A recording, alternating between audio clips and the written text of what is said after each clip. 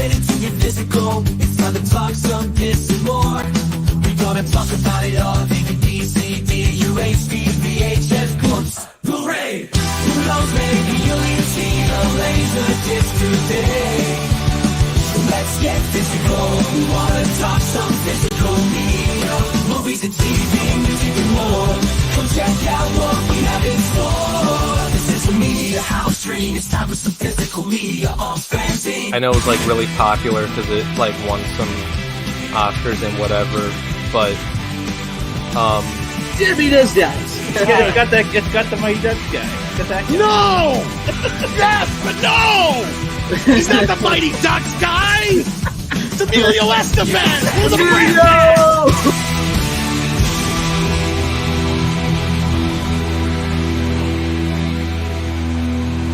You can never have enough physical media.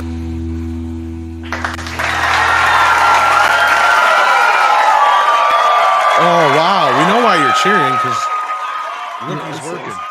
Yes, yes.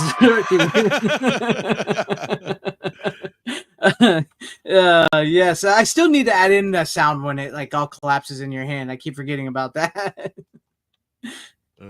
Yeah. But hello, fellas. It's like a bunch of like...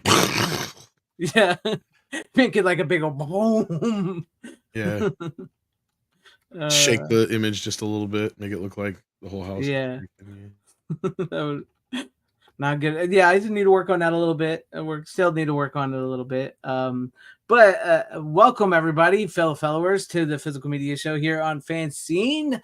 With me tonight is my co-host Tom and fill-in co-host Steven of Deleted Scenes, because Rookie supposedly he's got to work for a while. He's gotta work.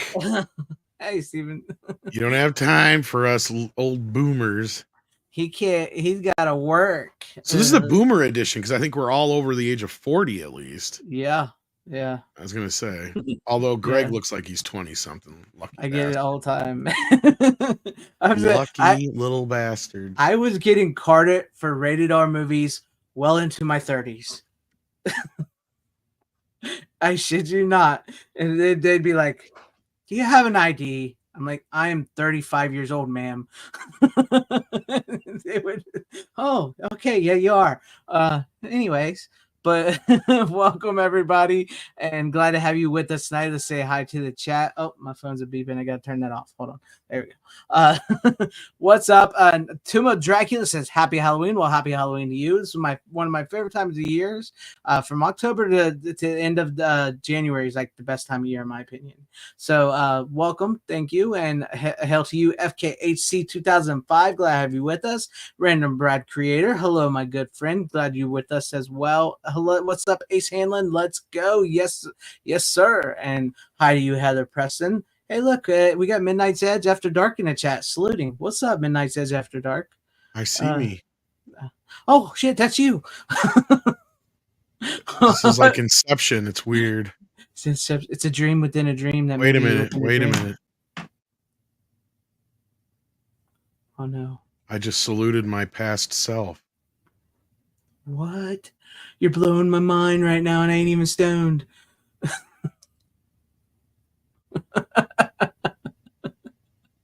I'm tripping myself out right now. What's up, Dragonzilla? Hell to you, glad to have you with us. And hell, Tim Hayes, glad to see you in the chat. And who was telling us to get this show on the road or something like that? What was that all about? Let's go. Style section. I don't want nobody telling me what to do. All thanks to you. We're just going to sit here for about 20 seconds and do nothing. In stunned silence. Oh, I'm just kidding. What's up, Howdy? Yeah, that's some awesome TV for you. It's just silence into the sound. Nothing of silence. Howdy, Double Fett, and style section as always says, "Let's go." Hell to you, Brian Barth. Glad to have you with us. Hell to you, Anthony Draven. Good to see you in the chat too. What is it? What's up, RJ Godzilla 81? Hello to you. Oh, hey, look, Steven. Steven's trying to steal my shtick. Yeah, he's saluting his past self as well. See? See, he's getting, Stalking me in the past? it's one of those horror movies where they stalk you through time. It's like Time After Time. Oh yes. But which one of us is Jack the Ripper? I don't know. But which one are you going to get Hint, that it's David fine? Warner. Which one are you going to get that fine? What's her name? Ted Dance's wife's ass. Oh, Mary Steenburgen? Mary Steenburgen. I couldn't remember her name. Are they still married, or was that before? I think they're still married. I Are don't they? know. I don't know. I don't even know anymore. Hollywood romance is not my. Yeah, not mine either, but I knew they were married. So what's up, Been a Bite? Glad to have you with us. Hail. Let's see, did I say Anthony Draven? I think so, yes. Even if you didn't, just say it again just to be safe. Hello, Anthony Draven, just to be sure. What is up, Hat Home Whole Video? Glad to have you with us as well. Hat Hole Home Video. Hat Hole Home. That is a. How do you say that? That's Brian, man. That's my friend Brian. Careful. He's a good guy. Hello, Brian, but Hot Hole Home Video. That is a home video. Whole lot to try and get out. Damn. What's up, Scott? You 16 That's the days kind of thing too. I'd bitch about back in the radio days. Like, who the fuck picks this kind of stupid ass name? I start sounding like Casey Kasem. Is like, how many times I got to tell him not to come out of a dedication into a fucking depressing fucking song? Like, I got to talk about a dead fucking dog and I got to come out of a depressing song. Like all this shit, he's just going off. Or an upbeat song, not a depressing song. Upbeat song. I got to go into some depressing news. That's what it was, or whatever it is. It's been a couple of years since I listened. That is one of the greatest. Between that and the Peas rant are two of my favorites. There's peas everywhere. What's up, Scott Hughes? He's so goddamn drunk. Sorry. No problem. Casey Kasem, man. What can you expect? The other one was Orson Welles when he was doing the commercial, and he's all fucking fucked up, and he's got like peas all over the place. And he's like, "There's who made fun of it? Was it Family Guy or was it Clear Back in the Critic?" This is how boomering I am. Oh yeah, I don't remember. It's got to be one of those shows. It's one of the more famous ones. It's on YouTube. You can find it. Yeah. Pretty sure it's the Critic. The Critic. Was it the Critic? Okay, good. Because I'm glad. The Critic was fucking brilliant. I know. I've been actually thinking about watching it again here lately. Thanks. It stinks. We are all the Critic. Just don't watch it, or just don't go. Which is it? Just don't go. Is that what it is? What's it? I'm trying to remember now, but that was a great episode too, where he's like, "If the movie stinks, just don't watch it." Maybe it is. I can't remember. Somebody will remind me in the chat. It's been a few years since I've seen it. My favorite episode, I think, is probably most people's favorite episode. And that, of course, is the Siskel and Ebert episode where they break up. Mm-hmm. Man, I haven't seen that show forever. It's so good. It was such a good show. It was a great fucking show. Somebody went and cut all the little movie parody things he has in there, and it's like almost I don't know, like 15-20 minutes of them. It's just hilarious. You got like Home Alone 4 and Jurassic Park 5 and Die Hard 12. Was it on that where it's like Rocky 6000? He fights Apollo Creed in heaven, or something like that. I think. I remember one of those.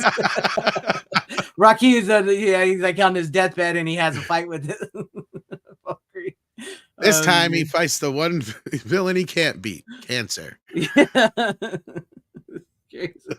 Something like that. I think that is what it is. Yeah, I remember that. Yeah.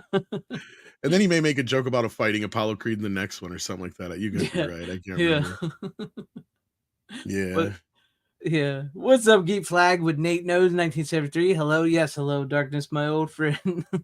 What's up, John the Beagle? Hello. Glad to have you with us. Let's see if I'm missing anybody else. Scott Hughes said, sorry, it was 15 days till Halloween. Okay. And Small Screen says wine commercial, Family Guy. Welcome, Small Screen. And I think no. Who am I missing here? Here we go.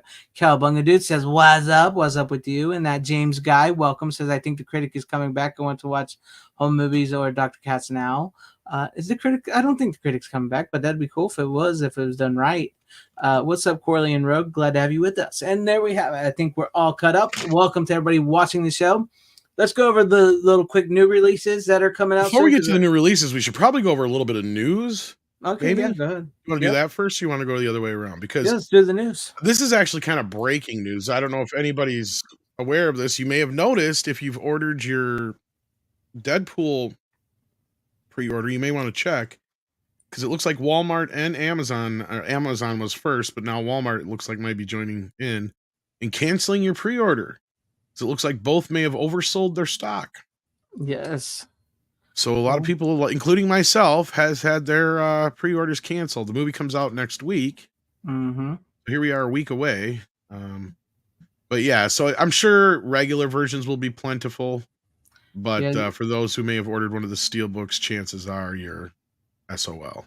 I wonder if like with them doing this and they're canceling everybody's order, then there'll be a bunch of steelbooks there. And now people will get those that other people should get because they pre-ordered them. But then you know what I'm talking about. That or they should do it like the time, even though I was pissed about that Halloween box set still, because a lot of people did get it at that low price. Yeah. Because what Walmart did is they pulled and turned around and canceled everybody's order so they wouldn't keep sending them out at that cheap price or whatever it was, or keep giving it to them that cheap price. $20 that day. $29.99 or whatever it was. Yeah, because it's supposed to be an $89 set or whatever it was, or $69, something like that. If I can't remember, I think it was $89. And yeah, so a few people got it, but everybody else has got their order canceled. And yeah, so I was one of those people too. I was just trying to get it for cheap. I already had it ordered through Shout. Yeah. Now I can't order from Shout, even though some asshole didn't believe me about that. I'm like, yeah, no, I saw that. either that, I'm like, this motherfucker works for Shout. One of the two. It's like he's just being a dick. It's just sometimes people will just like want to, like you'll say something and they'll be like, no, I don't believe you, and they just want to fight. What is the deal? Because I've heard that something about like that with Australia and steelbooks. Do you guys not do that down there, or what's? Disney pulled out of Australia, period. Well, Disney did in Australia, period. But I mean, I've heard also things about steelbooks down there. Oh yeah, I don't know about that. But they're not so popular or something to that effect. But otherwise, yeah, as far as newer releases, Stir of Echoes is speaking of steelbooks, is getting a 4K steelbook. Kickboxer, I think, is finally getting a US release. 4K, that is. We also got some Criterion titles. Winchester 73, The Grifters, Yojimbo, and Sanjuro, both on the same set. And a movie that I was actually kind of surprised to see, because this has never gotten much love. And that is Jojo Dancer, Your Life is Calling, the Richard Pryor film. But yeah, those were the major releases. I think there was a few minor ones from Kino, but I don't remember if there was anything else. Was there much else? I don't think so. I'm trying to remember. Atari was one of the ones with the John Wayne film from Kino. Not Atari. Atari. Atari. I'm trying to think too, because there was the Caligula shit. Did you hear about that? Yeah, because Brian Barth was bringing it up. Yeah, okay, so this is the best I can surmise, unless either one of you understand this better than I. Because now I've requested mine be canceled, but I haven't gotten anything back from Diabolic yet about it. So I think they're being bombarded with this right now. So the company that's putting this out is called, the hell were they called? I don't remember their names either. I don't either, because I've never really seen them before. They're like a newer company, and this is their first 4K. So anyway, Obstructed View, is that who it is? Let me see here. I'm looking it up. Giant and Draft House, that's who it is that's actually doing the. Okay, well, the bottom line. Go ahead, because I can't. I'm trying to find. Bottom line is, people are feeling like they were misled by this company by the way they worded what was being included in their version of Caligula 4K compared to 88 Films, and I can't remember if anybody else is putting out a version of it or not. And basically, aren't they? Is it Umbrella? It may be Umbrella. You might be right. I don't know if it's 88. So you're right. It's probably Umbrella. Where is it? 88. Because I either way, I can't. I requested a cancellation on this one, and I ordered the UK edition because the 5-disc one. because that one has all the versions on there, even though only one, the final cut, I believe, is the only version that's in 4K. Mm-hmm. So the confusion comes in, and there was this version that was taken from a New York screening, I think it was, that was technically not the full uncut version, but people thought it was.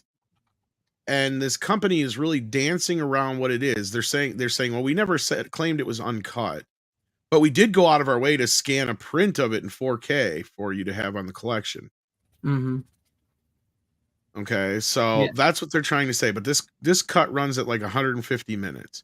And I guess the complete uncut version that's out there runs at 156 minutes. Now, my understanding is that version will be on the whatever is Umbrella version, if I'm wrong. Whatever, yeah. I think it's, I guess, either whoever it was. So that of those 5 Blu-rays, it'll have all the like 4 or 5 cuts of the film. Mm-hmm. Now it sounds like the US version, though, they only have like the 2 or 3 cuts of the film, and none of them are the uncut version, the 156-minute cut. So people feeling like they were misled by this, and everybody's pointing fingers now. And the response to this was kind of obtuse, is the best way I can put it. Like I said, they're kind of like, well, yeah, we didn't deliberately mislead anybody, as far as we never said we had this uncut version, blah, blah, blah, blah, blah. Mm-hmm. But we did go out of our way to scan it in 4K. So you should be happy about that. Yeah. But we did put it on our set, right? That's what it's all about. That version is on their set, which I think this version is also on the other UK edition as well. Right. Although their version might not be this 4K scan that they're boasting about. Mm-hmm. But it's a scan of a print, so it can't be that great looking anyway. I mean, it's not going to look as good as a negative scan is going to look by far. Right. So anyway, so yeah, that was what that controversy is all about. And they put out a statement, and then they put out another statement after the statement. And yeah. This is all big convoluted. Like, they got themselves in a mess, and they just Diabolic is just like, we ain't got nothing to do with this shit. Yeah. It's like, here's my thoughts. Nope. We're not involved. It's them, not us. Yeah. Even they kind of hinted at they felt like they were being a bit misleading. Not necessarily straight out saying that, but yeah. Oh, the other thing, did we address the big elephants in the room, and that was the Jason Goes to Hell, Freddy versus Jason, and Jason X? Yes, we talked about them last week. We talked about that last week? Okay. You might have still been on the road when we brought that up, but you can talk about them if you want. Oh, no, I just know we had confirmation because of Adam Marcus and Rachel Talalay. I'm curious if there'll be Arrow, since the Warner Brothers letting Arrow have some of their stuff, and they did. But I'll be curious to see who gets the rest of the Nightmare films. I'm wondering. Yeah, I wish they would have just gave them the Arrow to begin with. That would have been so good, so great right off the bat. This might be a testing ground for that. Maybe. Because I think, and this is just my assumption, we may talk about this later next week or whatever. I think that the 4K of Nightmare on Elm Street sold very well for them. Mm-hmm. I think the Steelbook's pretty much sold out everywhere. So, but we'll discuss that probably more later. Yeah. Yes, and we'll probably discuss more about Arrow, because it looks like Arrow might be getting like I said, some of the WB stuff, which is interesting because, like, as we talked about, Warner Brothers likes to hold their stuff back a lot. So it's interesting to see that they're giving some away. So maybe we'll get lucky in that regard for certain things. Yeah. Well, and the best part is those are the 3 that needed new scans pretty much for the because they didn't even get a new scan of Freddy versus Jason for the Shout Factory set. And I think Jason Goes to Hell did, but I think it was only 2K, not a 4K scan. And I think Jason X was the same kind of thing, or an older scan of the film too, on top of it all too. So yeah, it'd be nice to get those, even though I'm not the biggest fan of Jason X, but definitely Freddy versus Jason and Jason Goes to Hell, I think, will benefit from an upgrade. And I think you were talking about, actually now I remember this, I think because I caught this, I think you were talking last week about Adam trying to get some sort of version of the work print on there. Yeah. It'd be nice if they have the film of it and they can actually do a decent scan. Oh, that'd be great. That'd be great. You know, it would be also really great if Arrow does this, if they include the Hearts of Darkness documentary that he's been working on for all these years. That would be great. Yeah, well, yeah, because I fucking gave money to that. Yeah, I know. Corleone Rogue, that's weird that you haven't got it in the UK because my version from the UK should actually be here by the end of the week, and Greg's is supposed to be here in like a couple days. Yeah, tomorrow, Friday. That's Might have strange. been here tomorrow, Friday. Yeah, that's crazy. That's All why you right. guys.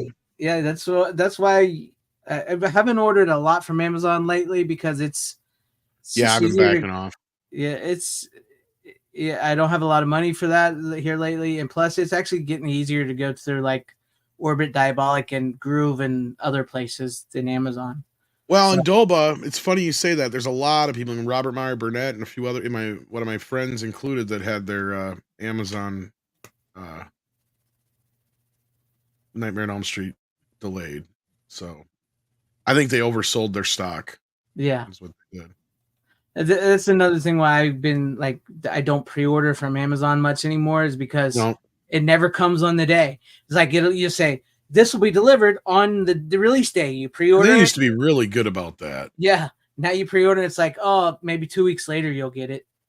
I remember when I used to just in the days of DVD, like if you'd get a movie that was supposed to be out on Tuesday, you'd get it on like Saturday, maybe Friday before. Mm-hmm.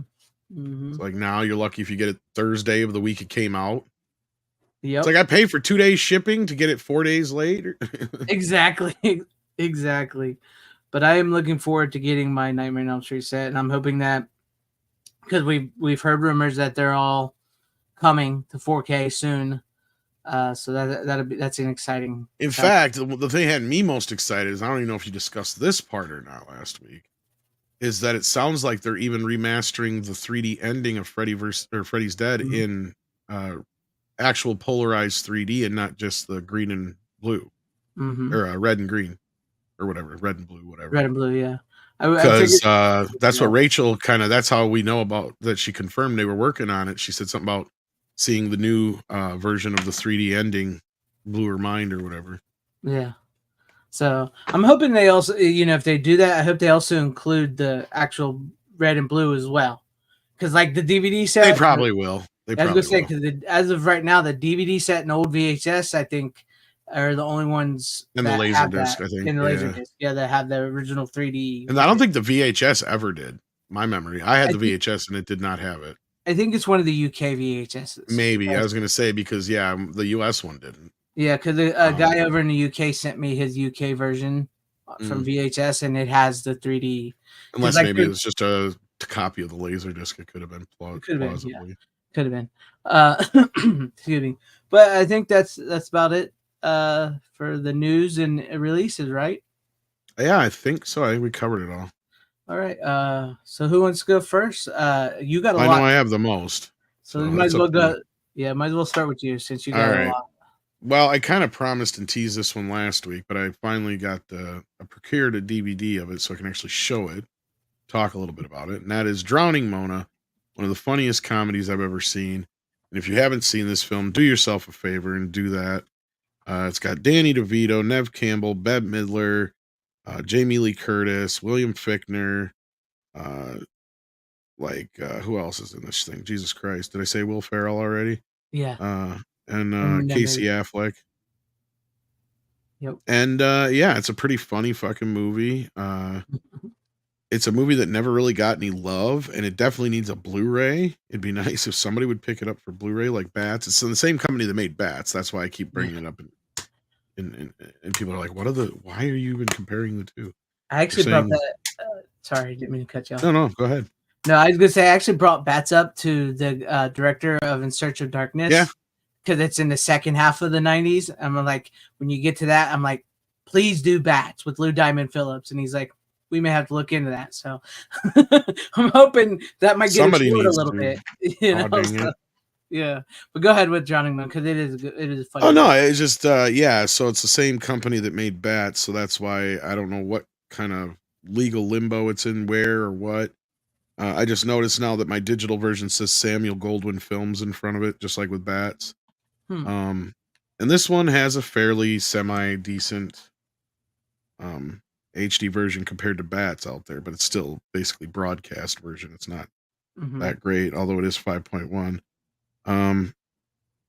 But the DVD actually has a few deleted scenes, director's commentary. So like you get a few bonuses on there. But no, yeah, it was just a very offbeat, kind of quirky comedy that didn't quite get the notice it should have. Where basically everybody in town is a suspect for this one person's murder because everybody has a good reason to kill her. She's just such a big old.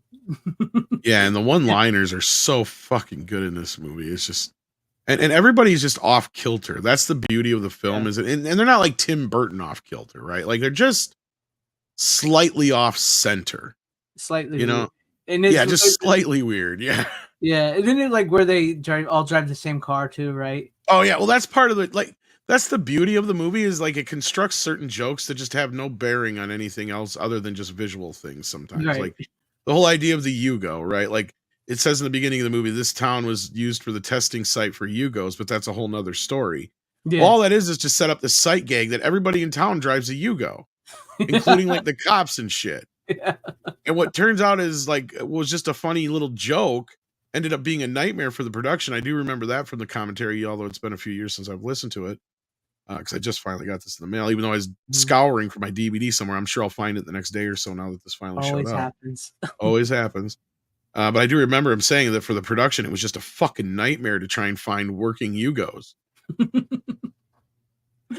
So like, yeah, they basically, he was convinced that they pretty much had every single existing working Yugo and a few non-working Yugos. Just park them on the side so it looks in like the movie, and they were paying like a lot of money for him. And he's like, that's where a big chunk of the budget went. And he goes, afterwards, we're kind of rethinking this joke, but then of course they had to outfit a couple of them into cop cars and all that kind of stuff. So yeah. It is great. It is fun movie, and like I think we mentioned it before. Is like one of my favorite lines is, "What do you do when life gives you shit? You make a shit salad." Look, my mother used to say, "When life gives you potatoes, you make potato salad." Yeah. Well, life handed me a whole pile of shit. So what do you make out of that? Shit salad? Shit salad.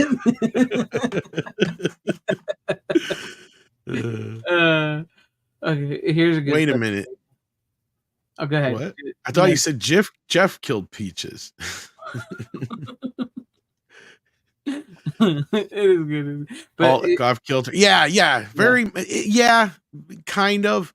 Even a little bit more quirkier. Like it's kind of like pre-Wes Anderson in a weird way. Not quite that far, but just where like this whole town clearly exists in its own plane of existence.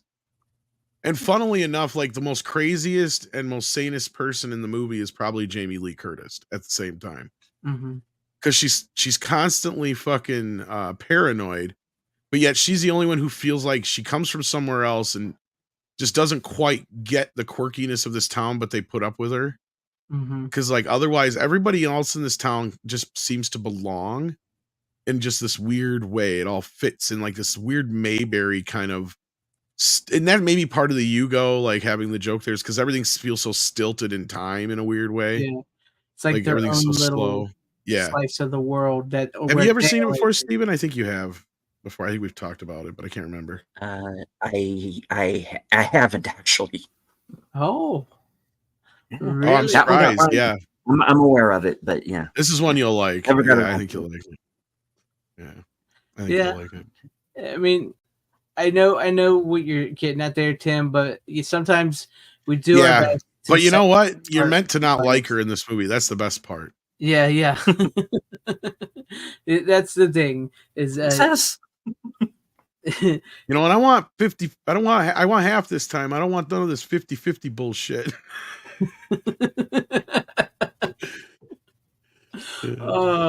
It's just like they don't make stuff like that anymore. Wait a minute. He said ovaries? Yeah, he said he was going to cut my ovaries out.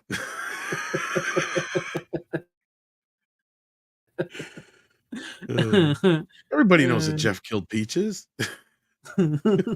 Jeff hates Peaches. He tells a story. He's like, "You're going to rip my overalls." Wait a minute. You said overalls? Yeah.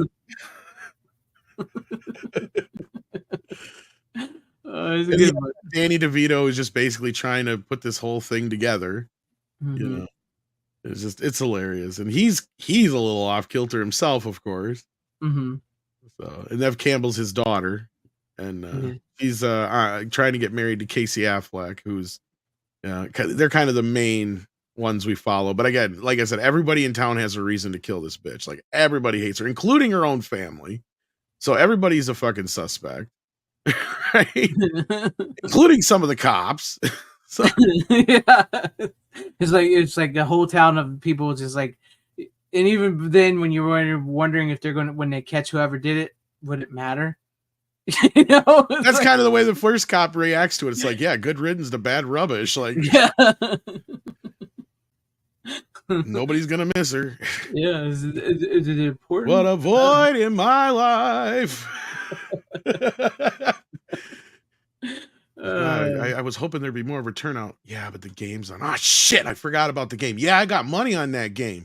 Yeah, you and everybody's mother. Ah, sorry.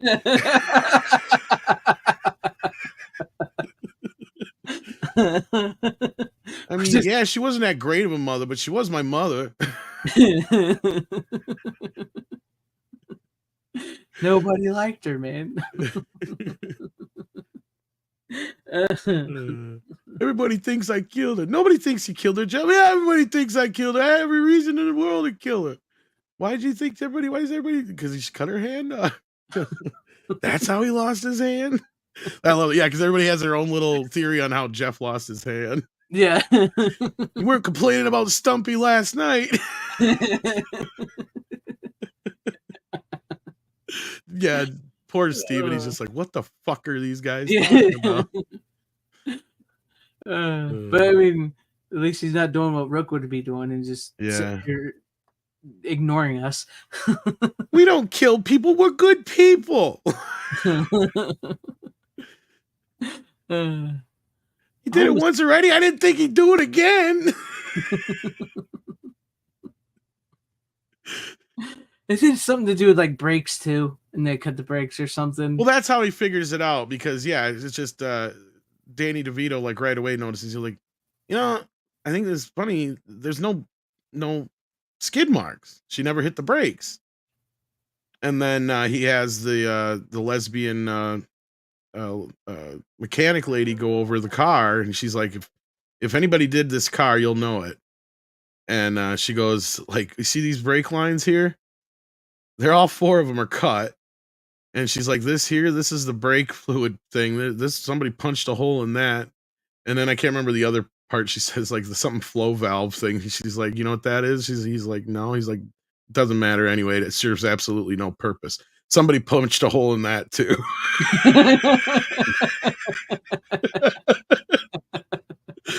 And then they switch the keys. So like, yeah, the whole thing is he figures it out like pretty.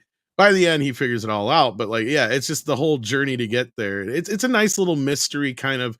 There's a little Agatha Christie in there, and I can't remember the other movie, but the script brought it up this morning actually because I was just talking about this movie. And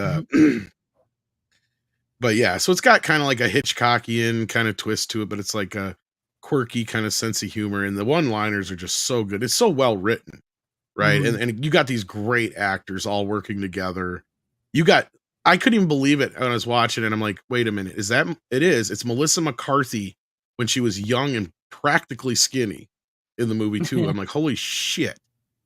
And it took me a minute to figure out it was her, and I had to look it up just to make sure it was her. And like, yeah, so I mean, this movie is just chock full of funny fucking people, even though she's not funny now. She was funny at one point, but like, yeah, she's with Will Ferrell in a lot of the films. So like, can you imagine those two together? Yeah, because he plays the fucking whacked out fucking town mortuary. What do you call it? He runs the mortuary. Mortician. The Undertaker. Yeah. Yeah. And then of course everybody's fucking everybody in this town. Yeah, they're all. Of course. Yeah, because that's all little towns have, going on for them. But no, it's a great film. If you haven't had a chance to check it out, I didn't expect to talk about it that long. But hey, it's a movie you like, right? You get to talking about it. It is, and it's a movie that people don't know, and that's one of the reasons why I keep bringing it up. And it's too bad that the director hadn't really done anything since. Didn't really have much of a chance to do much of anything. It looks like a lot of straight to video shit. His biggest movie besides this is probably The Prophecy, I think. Mm. So, the first one? and I don't think he directed it. I think he was just like was it a writer? Maybe he made wrote one of the sequels or something. I don't know. It just comes up on his thing here. I was looking Yeah. for it here. But yeah, he didn't really. And this movie just tanked at the box office at the time it came out.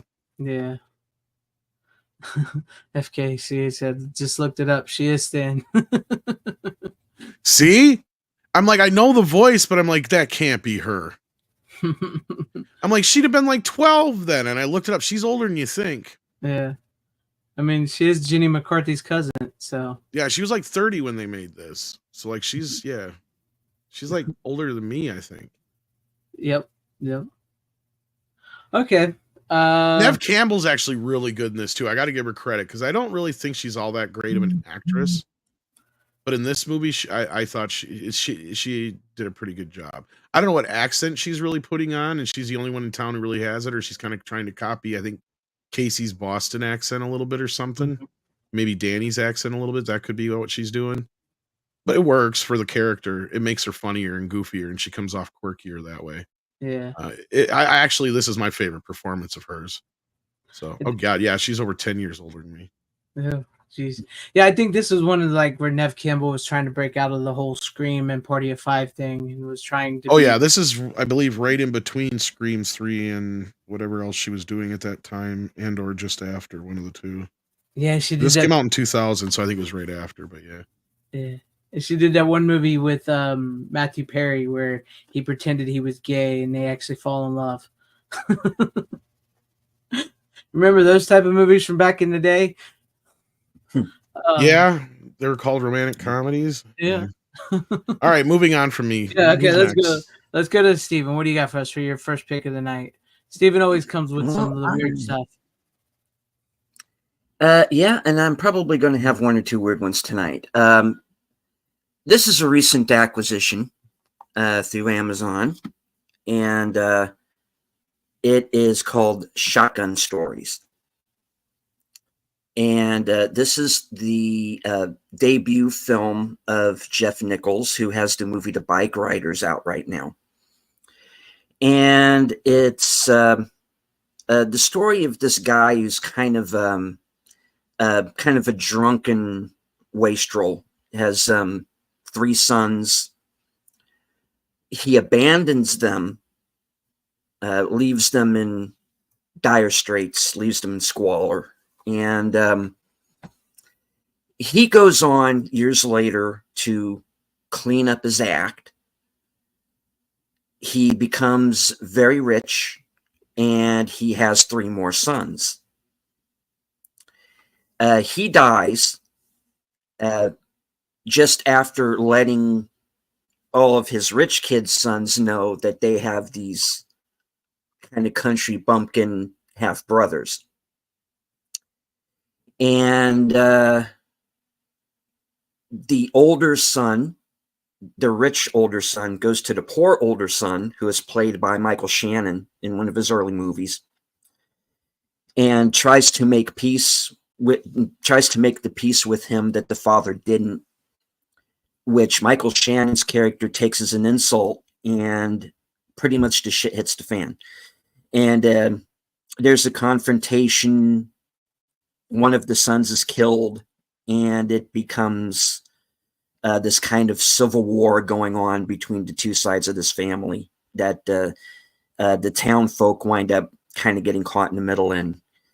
And it's sort of it's a dark movie, yeah, but most of the violence is on, which I think kind of works because it's more like about the aftermath of things, and this family that tears itself apart because this one guy just kind of won't deal with his past. And it's like I said, it's a dark film, but it's very well done, very well acted. It's 90 minutes, so it cuts to the chase.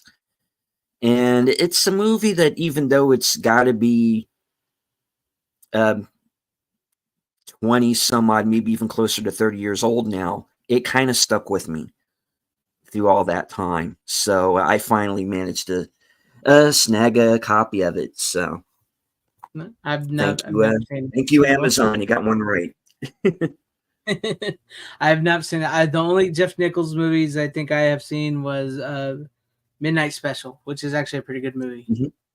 Yeah, He did Midnight Special. He did Mud with Matthew McConaughey. Joe with Nicolas Cage. So yeah, and of course The Bike Riders is out right now, which is one of the better movies of the year. So yeah, he's had a good run of films. That's cool. Cool. Like I said, you always bring the weird ones I've never heard of. Not that that's a weird one, because that's but I've never I've never heard of that or seen it. So well, I wouldn't have known about it either. It might have gone past me completely. But there was one of the cable networks at the time, I think it was Showtime, that was doing this a feature where they were bringing to light these lesser known films, independent films, and Shotgun Stories was one of them. To me, was the standout of that group. So yeah. It's like I said, it's a dark movie. It's sad. If you like the movie Blue Ruin, you'll like this because they kind of relate. But yeah, it's a good one. I recommend it. The Blu-ray's a fairly recent one, so it's available now. It was kind of hard to find before, but it's out there now. So I recommend it. Give it a look. all right, cool. Sounds good. And you're right, Style Section. Rook's picks are weirder than Steven's. So that is true. That's very accurate. Oh, I have some ones here, Style Section. I just don't show them. I pulled a rookie. I'm gonna bust myself right now. And I pulled a rookie the other night on my show, and I brought out Against the Dark. If you're not familiar with Against the Dark, imagine if Steven Seagal did Blade. That sounds horrible and funny at the same time. Yes, and it is. Oh, that's funny. That's funny. But it was like literally like a couple of dollars, so I said to hell with it, just to have a laugh. The Rock's cousin's in it. He's the best part of the movie. Yeah. The Rock's cousin? Yeah. Who's his cousin? I don't. I can't really pronounce his name because Pebble. It's one of the yeah, Pebbles. Yes, Pebbles and Bam Bam. Yeah. Nice. Okay. Here you go. On your show. That's almost as bad as the Little Rocky The Other joke. Side of Midnight. The Little Rocky joke. You ever heard that one? No, I don't think I have. It was during the making of Karate Kid. Ralph Macchio was griping in the scene where he was out in the water, and he's like, "I'm gonna cut my feet. It's a little rocky here." He's like, and the director goes, "Yeah, that's what they keep saying about this movie." Yeah, I remember. Takes a second, but once it sinks in, you're like, "Oh, that's fucking genius." That's great. Never admit you pulled a rookie ever. I will admit it when I fuck up. I don't want people to know I have the same taste in movies as Rookie. Shh. Not me personally, but Rookie's a kid. He'll figure it out eventually. he'll get there. All right, Steven, Maybe not in my lifetime, but he'll figure it out. Maybe. Any final thoughts on this, or whatnot? Yeah, I was done. Oh, okay. I guess we'll move on to me. My first pick we can kind of breeze through as well. I've actually brought it on before, but like you said, I'm in my mood, and I watched The Wolfman, the original Lon Chaney Nice. Wolfman, Universal Monsters. So, yeah, Great movie. Still one of my all-time favorite werewolf movies. I love Lon Chaney's performance. It's so sad and tragic, and he's like this. There you go. Even when a man is pure of heart, says his prayers by day, shall become a wolf when the wolf beams bloom and the autumn moon is bright. Listen to them, the children of the night. What music they make. Oh, wrong movie. Sorry. No, hey, that's just like by the time they get to Abbott and Costello, Dracula's his arch enemy, man. They go 1-on-1. Yeah, that's true. Yeah. So. I take it back. I hate the music you make. It sucks. Like me, blah. Blah blah. I never say blah. Bela Lugosi is in Wolfman. He is the actual first werewolf. He's one that. I was gonna say. I think he is. Yeah, I was gonna say. Yeah. He's the one that turns him into a werewolf, and then this is the one I've only seen a few times. Sorry. No, that's okay. That's good. It's one of my favorites. Like I said, I've always been a huge fan of werewolves. There's so few werewolf movies that are good. I mean, we got lots of vampire movies that are freaking awesome. A lot of werewolf movies are just pure crap. So there's not a lot of great werewolf movies. But the original Wolfman was my favorite. Bela Lugosi plays Bella, the gypsy, who is the first werewolf that turns him into the werewolf. His father, Claude Rains, is the Invisible Man, plays the Wolfman's father. So basically, I thought you were gonna start singing Rocky Horror there for a second. Yeah. Claude Rains was the Invisible Man. And it's funny you bring up all the bad werewolf movies because like 50% of them are in the Howling franchise. Ironically. Yeah. It's like 8 of them. At least. You know, Brotherhood of the Wolf is a good movie, but it's not a werewolf. Great movie. I love that. It's not even a werewolf. It's not at all. No, he's not. No. No, so I wouldn't call it a werewolf movie. Well, Lon Chaney Jr. was one of the only actors to actually play almost all the monsters. He played the Wolfman, he played Dracula, he played Frankenstein. I think maybe I do want to say maybe he played the Invisible Man at one point himself. I don't remember, but I know he's played almost all the Universal monsters. But no, this one is a great movie. I love the performance by Lon Chaney Jr. I love the sad, tragic story of it. He's like this man child, like because he's like this huge 6-foot-something man, and Claude Rains is this little guy, plays his dad, and he's coming home to this small village because his brothers died.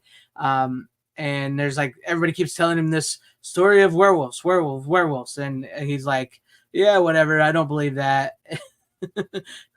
And so he gets bit by a werewolf and he becomes a werewolf, and voila, and it leads to a very sad, tragic ending. And I don't know, I really, really like it. And of course they bring him back to life, and it makes his life even worse as the movies continue with but like I said, by the time they get to Abbott and Costello, he's like super pissed off at Dracula. His life keeps going shittier and shittier. The longer it goes, the more they bring him back to life.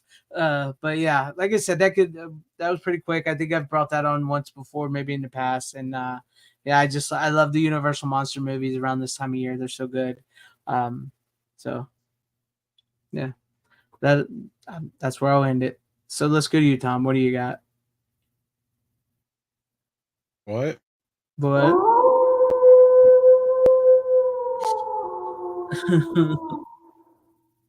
there's a wolf outside. Ass is Dracula. I see a wolf running through the yard. Show us, you cheap bastards. Each of the night. I love the Okay. shirt. I think, yeah, thank you. It's getting warm, so I took off my sweater. I think almost every week we say God bless Charlie Band, right? Yes. At least once a week. Mm-hmm. And speaking of Universal monsters, he paid a little love to the Universal monsters over the years. I'm sure you guys are aware of that. When I say a little love, of course, I'm talking about the creeps. Nice. With little peoples as the monsters. And this is an awkward but fun film. Sounds like a movie. Charlie directed it too, on top of it all. It was shot in scope and 3D, which I'm kind of disappointed, Charlie. You didn't release this on 3D Blu-ray. He probably lost it. He probably lost the 3D scan of it. Anyway, the movie's weird in a sense that it's clearly made for like kids, but at the same time made for adults. Because like the story, the monsters, the whole that idea, perfect kids movie, not really anything an adult can take seriously. But there's tons of tits and assault in this movie, for lack of a better word, kind of ish. And it just kind of comes out of nowhere. And it's kind of weird for a Charlie Band movie because he's not normally somebody who likes to have assault scenes, even if it's just minor. Usually, as the women, if they're showing it off, they want to show it off in a Charlie Band movie. But for those who haven't seen this, it was kind of fun. It was in the height of the Charlie Band Full Moon Paramount deal, where he clearly spent some Paramount money on a 3D movie. Yep. In 97 or something like that, I think it was. Laundered 1997. Probably. But we won't fault him for that. No. And probably the most well-known actor in this is Phil Fondacaro, who plays Dracula, Mini Dracula. But the plot, for those who don't know, is this guy is going around stealing the original manuscripts of all the famous monsters. From Mary Shelley's Frankenstein to Bram Stoker's Dracula, and so on and so on. And he's got this magic machine that will bring the literary characters to life.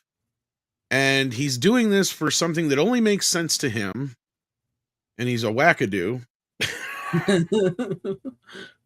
So in the process of bringing out a Frankenstein's monster, a mummy, a wolfman, and Dracula to life, the lady who actually works at the book depository that was guarding the manuscripts that he stole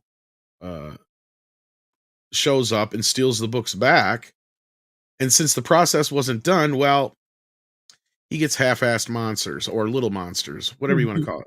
And since the name Little Monsters was already taken at this time, which would have been a perfect name for this, let's be real. It would have been great. I mean, that's pretty much the plot. And then now they got to get them back together, and they want to be full size. So the trick is, according to the doctor, they have to get the original virgin back, who was helping with the process of making them, which happened to be the lady from the book depository. So, yeah, so it's a typical kind of. It's weird because it does feel like a family film going on at the same time as this adult kind of oriented film. There's a lot of small issues in this movie. I mean, it's not perfect on a normal, regular, everyday film level. It gets about a 3, 4, or 5, maybe. But on a Full Moon level, this gets about a 10, or at least a 9, because it's got everything you could ask for out of a Full Moon movie. You've got tits, you got monsters, you got special effects. It's in scope. Pretty decent surround soundtrack. I didn't have any complaints there compared to some of those other films. I mean, it's in the latter part, so like I said, they were getting, used to making these movies by now, and so there's a clear formula here. Like you said, Greg, you can tell it's a Full Moon movie. Yeah. It's much like I was saying with Dr. Mordred, which feels very much like a superhero TV movie setting up, and then all of a sudden you get tits. So that's how you know you're. Yes, that's what it's like, because there's no real swearing. I don't even really remember any gore, right? Because I don't even think the monsters really. I'm trying to remember if they even really kill anybody, because their whole plot is they're trying to capture this chick, right? To get her back so the doctor can finish the process. So it doesn't even have it doesn't even go into any of the other places. It's just so out of nowhere, when they bring the one chick in.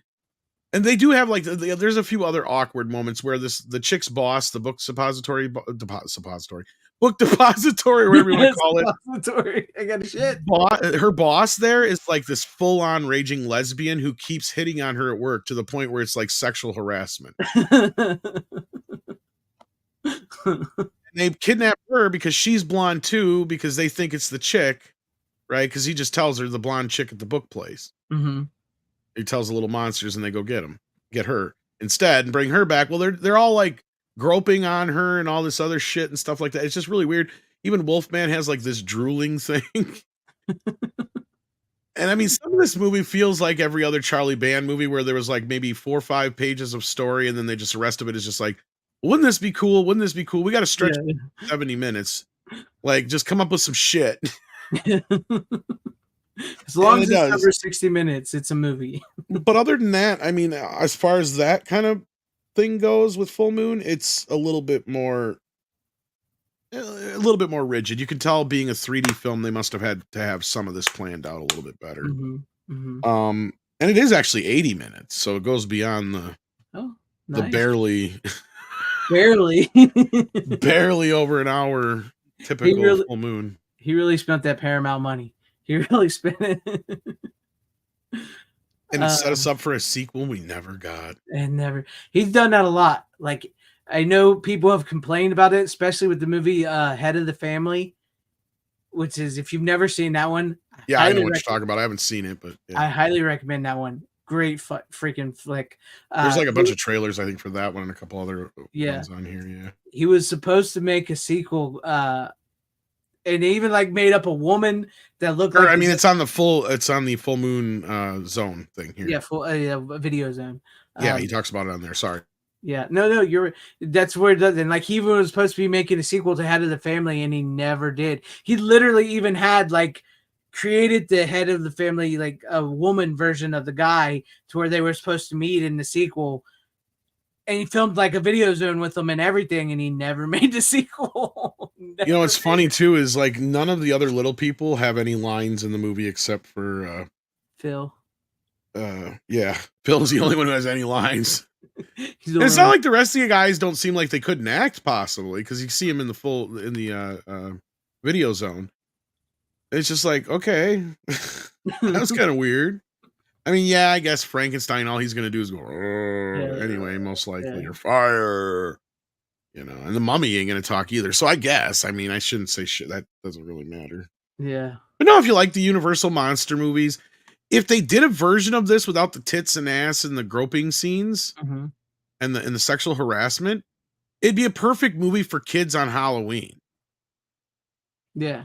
Because like I said, the story is just too batshit crazy for any adult to take seriously.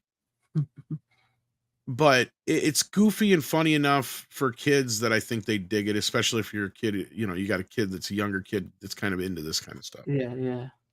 So I don't know. It'd be nice if there was a PG rated version of it. That's the thing with Charlie, is like he's got like this childlike sense about him where he will do like child movies, but then all of a sudden he also loves tits. So he has to. And it's only rated PG-13. It gets away with a lot. Really? Yeah. Well, because there's nothing else in it. And that's what I was saying. I'm pretty sure there was nothing else in it. And that's where it kind of feels awkward, is like out of nowhere you get these groping scenes and other kind of weird sexually oriented scenes. And it's like, you know, if you just cut these out, because they don't even really necessarily need to be there. The rest of the movie could have been a Disney movie. Like when you would have saw on the Disney Channel back in the day, like that level of quality. Because I mean, as far as like the budget and the money that was spent on this is a higher budgeted Full Moon feature. You can tell that, especially, and that does help that whenever Charlie directs, he always makes sure. He makes sure he does good with the big money. Yeah, so I mean, you can tell that this is one of the ones they sunk a little bit more into. But anyway, beyond that, let's move on. Yeah, you should see Death Streamer, their new vampire one. It's pretty good. Check that one out. It does have that Dracula line in it, and it the world may or may not be saved by a woman flashing her tits to the vampire. Yes, it was a big picture for them with little people. Big picture with little people. And I'm proud of myself for avoiding too many little puns. Yeah. I'm gonna have to see that. I don't think I've actually seen that one, so I may have to watch that one. I managed to miss out on it when it first came out too somehow. But yeah, no, it was pretty good. Yeah, let's be honest here. We can't have watched everything. Yeah, I've seen lots of Full Moon movies, but trust me, I haven't seen them all. So it's kind of almost like a cheap ripoff of Monster Squad, but without the kids. It's kind of where you like kind of combine the kids with the monsters in a weird way. It's kind of because the monsters themselves aren't, and that's what I was saying. They aren't necessarily treated so much as villains per se.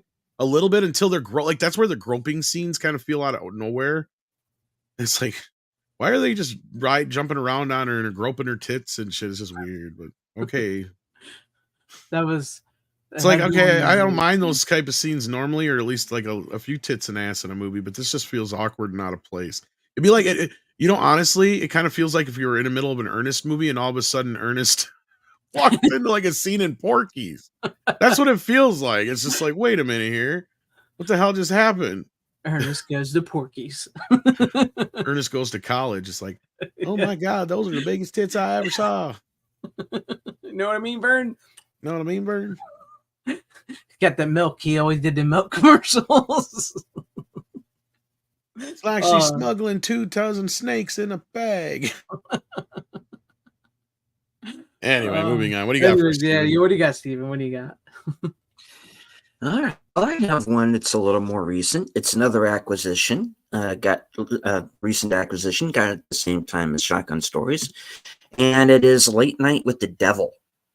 Oh, I have not from seen our this. friends That's that over at new one. Shudder. Yeah. Yes. And You got lucky on that because It's sold out already. yeah, no, it was like saying I saw it and it said it wouldn't be delivered till November, and it's been out. So I'm like, I actually got it a few days early. lucky. So I did get lucky. Yeah. All right. Well, it's Halloween, 1977. There's a talk show called Night Owls, hosted by Jack Delroy, played by David Dastmalchian here on the cover.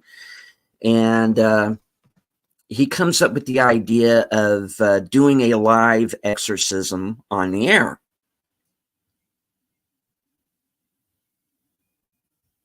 Brilliant plan. Yeah, brilliant.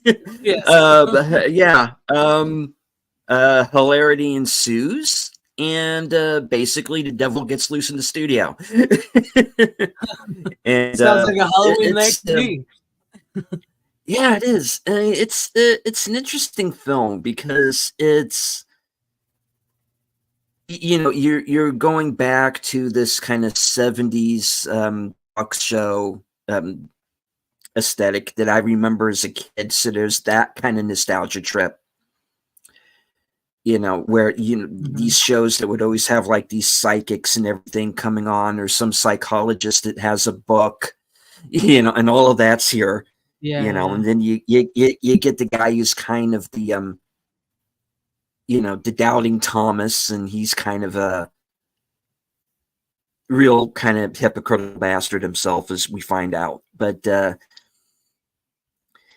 not only is it, you know, pretty cool as an exorcism film or as a horror movie, but it really takes a pretty serious swipe at Hollywood and kind of fame and what that does to you in this, you know, this guy who makes a literal deal with the devil, really, and without going too far into it. But I remember watching this movie the first time, and a couple of friends of mine who review movies here on YouTube had already seen it, and so I'm kind of texting.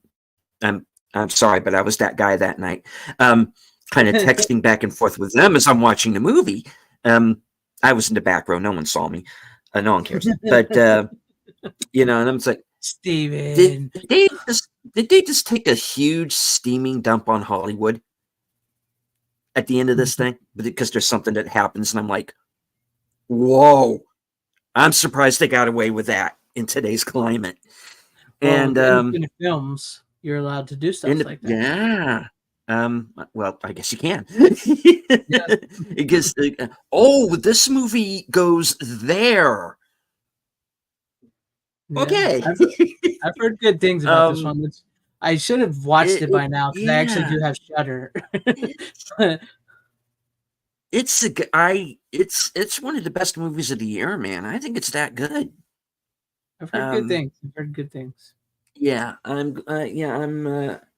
One cool thing about Shudder is they know who their audience is, and they actually cater to their audience, and they know their audience loves physical media as well. So, you know, thank you, Shudder, for not, you know, holding back on the release of this thing. It's a good movie. I don't want to go into too much detail because I don't want to blow up. I don't want to blow up too much of the plot. But it ultimately it goes into a direction that I wasn't counting on, and that's what kind of put it over the mountaintop for me. So yeah, it's nice. Highly I mean, recommend. yeah, I've actually heard good things. I was actually going to buy this, and it said it wouldn't be delivered here until November, and I'm like, I'll just watch it on Shutter then, because I would have watched it in October, not November. So, yeah, that's crazy. You got lucky on that one. Good pick there, Steven. Good pick. Thank you. Yes. Any final words? This year. Final words. Everything you've heard about it is true. It's that good. Check it out. Either if you got a physical copy, get your physical copy, of course. But if you have to wait, as apparently Greg has to do, yeah, check it out on Shutter, please. Yes. There you go. Yeah. All right. Well, following it up with sort of a not very similar type movie, but I have Sometimes They Come Back. Not all the time, but just sometimes. Just sometimes, especially if you're 50 greasers who kill people. This is a good one. I really like this. Directed by Tom McLaughlin. It was. Yeah. Yes. This is not the greatest Blu-ray. It's an Olive Films No, it's Blu-ray. not very good. Yeah, it's So, all right. but I like the movie. It's Tim Matheson gives a great performance in this about a man who has some anger issues because of his brother was killed in front of him when he was young in a small town, and he has to move back to that small town because that's the only place he can find a teaching job. And he brings his family with him, and the greasers who killed his brother come back and want revenge on him. It's very well done. It's very good for this time of year because like the small town they go to, it's cold. The leaves are brown. They're falling on the ground. It feels very much like October, Halloween, and what's his name is plays great as the main bad guy. Robert Russler, who's from Nightmare on Elm Street 2, Weird Science. I almost forgot that was even him because the way he looks a little different. But he's like the main greaser, and like every time they take a life, one of them comes back. Sometimes they come back to where they want to, replay what happened, and this time take out Tim Matheson's character, and very Stephen King, old school Stephen King fashion. I believe this was a TV movie. I think it was on Showtime, maybe. Or maybe it was CBS TV movie. I think CBS, yeah. It was a TV movie. Yeah. But in the UK, it got released as a theatrical release in other places outside the US. And I'm pretty sure they cut out the boobs in this because I think I may have seen there was a scene maybe with boobs in it at one point. Anyways, no, but this is good. For a TV movie, this is a pretty solid movie. It feels like a theatrical movie, much like Salem's Lot and stuff like that. So if you've never seen Sometimes They Come Back, I recommend it. It's a great little like horror flick for this time of year. Really, really, really good. I can't praise the Olives Blu-ray because they're no longer in business anymore. But yeah, so which is weird. I wonder who would have this now because it's on the back. It says MGM and Fox. So I wonder who has it because, like you said, it was released in the UK as a theatrical movie. So I wonder who holds the distributing rights and who has the local rights or whatever. It'd be interesting to see. Anyways, there you guys have it. Sometimes They Come Back, Stephen King. Sometimes They Come Back. It's a great little movie there. Great little horror movie for this time of year. Yeah. Yeah, I remember it. I remember it being a decent movie. So yeah, check it out. Yeah, it's funny that like it was a TV movie that got 2 sequels that went straight to video. Yeah. Which were actual rated R type movies, they went a little further than that, which is funny. And they neither one connect to the first movie at all. And they get worse. No, they tended not to at that time. Yeah. You had a lot of these in name only kind of sequels. Yeah. The plots were the same. Like somebody died and then the guy and how was murdered and then they come back. That was about it. Excuse me. All right. But yeah, there you guys have it. Excuse me. Got the hiccups all of a sudden. I was looking for the part in his interview where he talked about having to where he shot it like a film because I'm trying to find it, but I couldn't find it. Your Tommy McLaughlin interview. Yeah, or wait, here I might have found it now. I mean, it's very much. It feels like a film. It doesn't film like a TV movie, other than sometimes when it goes black, where the commercials, where that's where a commercial was, and then. Excuse me, I got the hiccups all of a sudden. What happened with sometimes they come back? Because wasn't it meant to be a theatrical film? Well, it was meant to kind of be a hybrid from the get-go. Okay. Yeah, we were shooting it in scope, widescreen, and at the same time I had to be composing also for TV.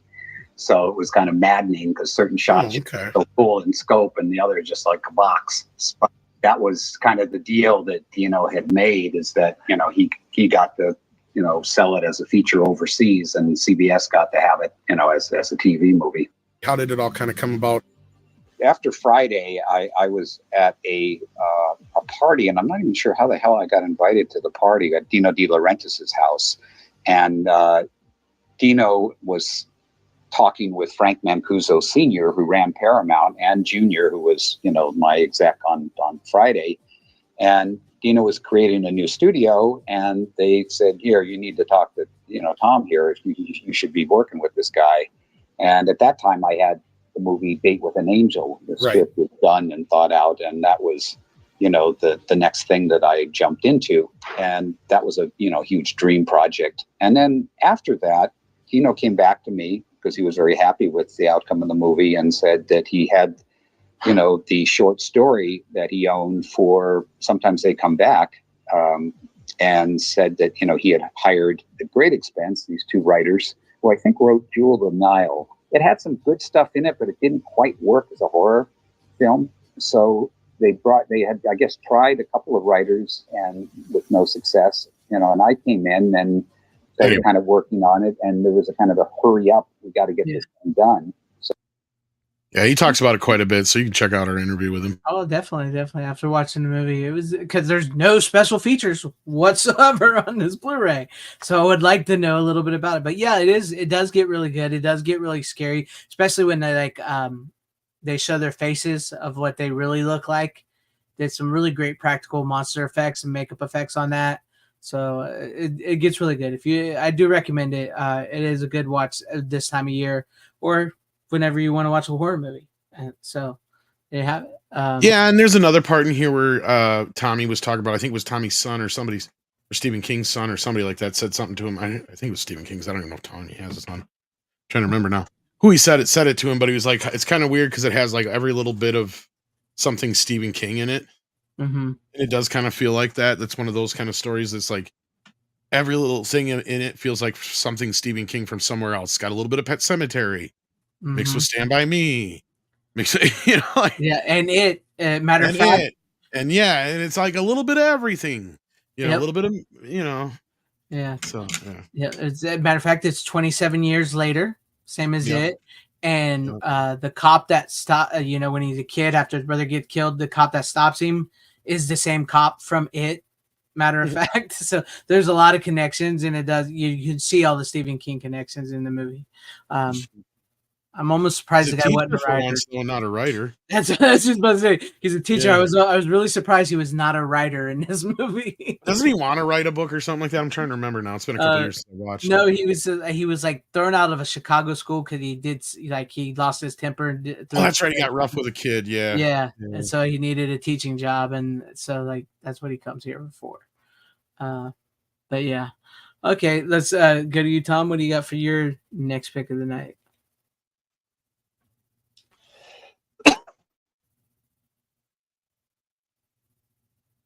Okay.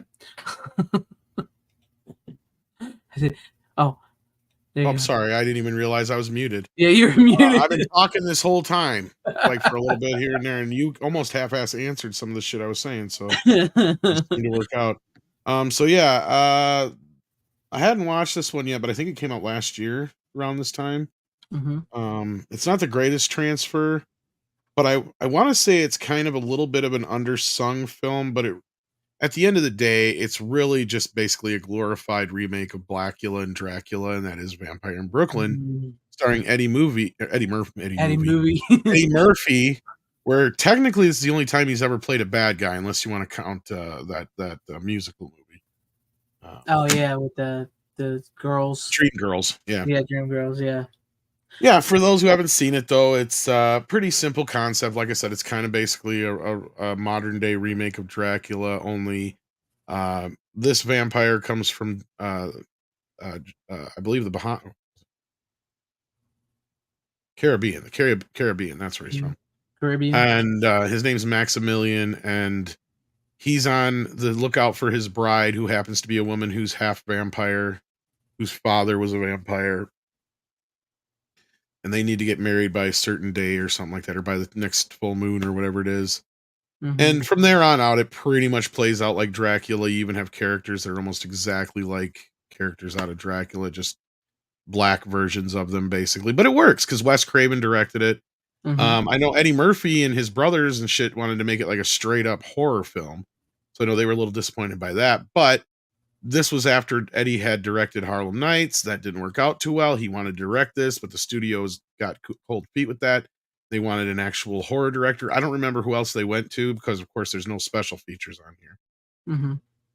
But Eddie was a huge Wes Craven fan, so he was all for it. And of course, this was another one of his, Wes's films that I guess you could call urban horror or whatever, that kind of goes right along with People Under the Stairs and such. But yeah, no, I mean, it was not a bad film. It didn't do well at the box office, though.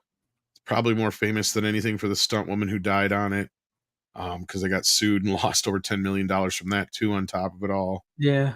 But there's things about this movie that led into Scream that I've seen Wes talk about in other places in interviews, where it was like he was talking about how he knew how to handle Scream now because of this movie and New Nightmare.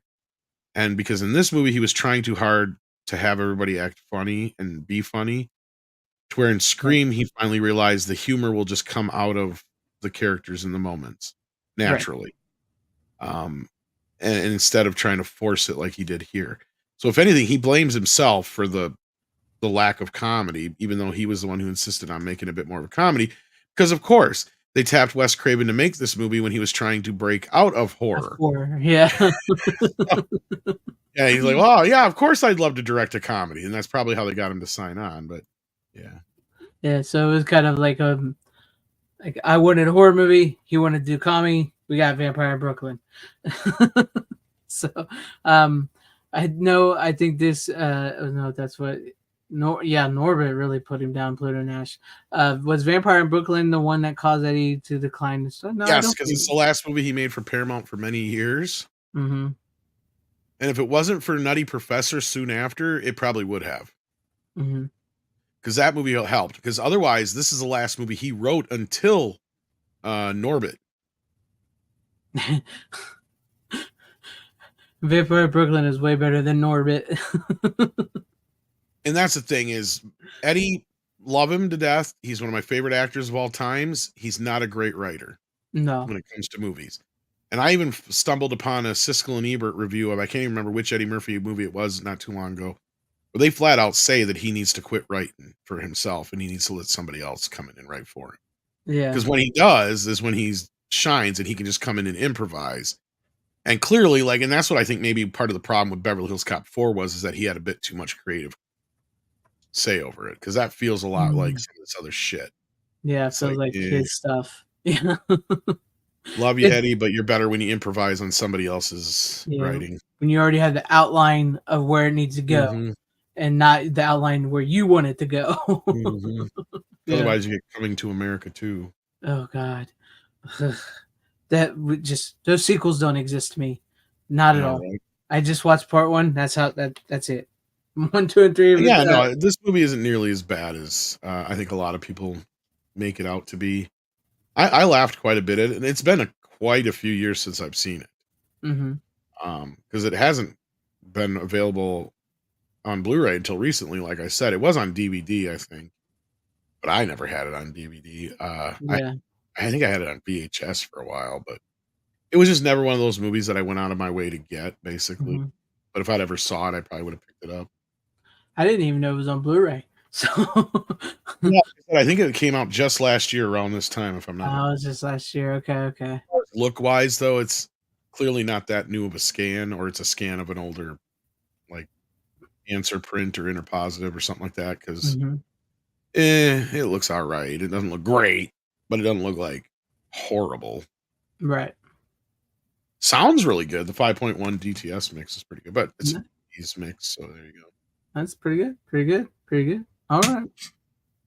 Any final words on that?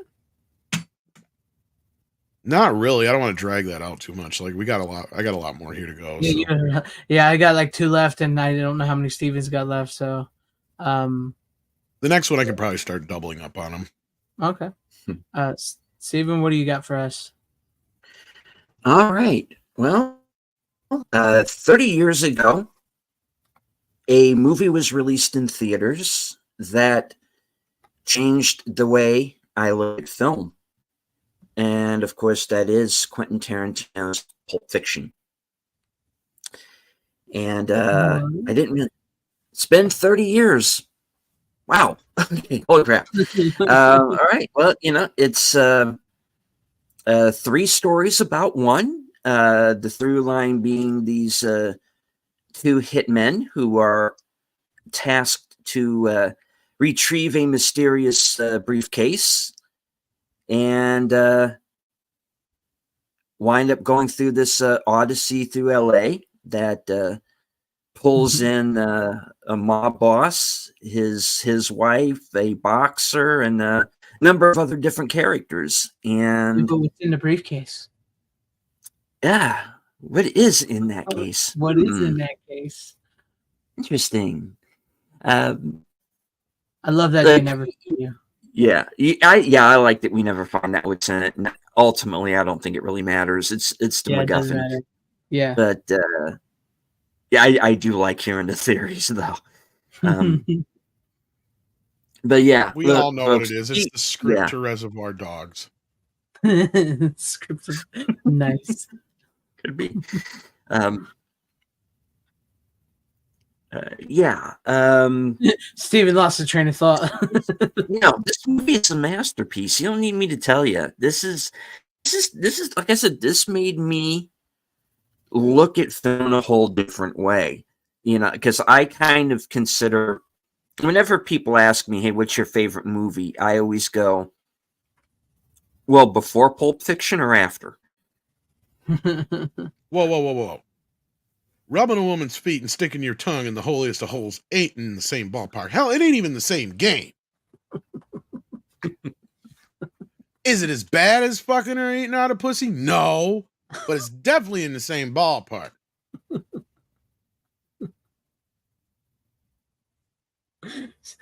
You made Steven go quiet. No, I know. Tom is a big Tarantino fan, so am I. Yes, me too. And there was a question in the chat. You can walk into a theater and you can just get a pint of beer, right? Just walk up and have beer. Oh, continue. I'm sorry. Because I'm sitting here like, shit, I'm trying to remember dialogue and I'm blanking. Live television, folks. Yeah. Let me ask you a question. Is there a sign on my front yard that says storage on it? No, there isn't. You want to know why? Is there any of that? I don't know why. You got this, Steven. Come on. Yeah. Well, don't tell me how good my coffee is, okay? I don't let my wife buy coffee. Why? You know why? Because she buys shit.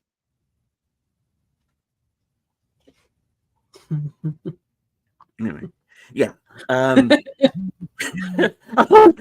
to start. Where's Quentin? I need Quentin. What'd you shoot Steven in the face for? I didn't mean to shoot him in the face. You hit a bump or something. I didn't know fucking bump. You shot him in the face.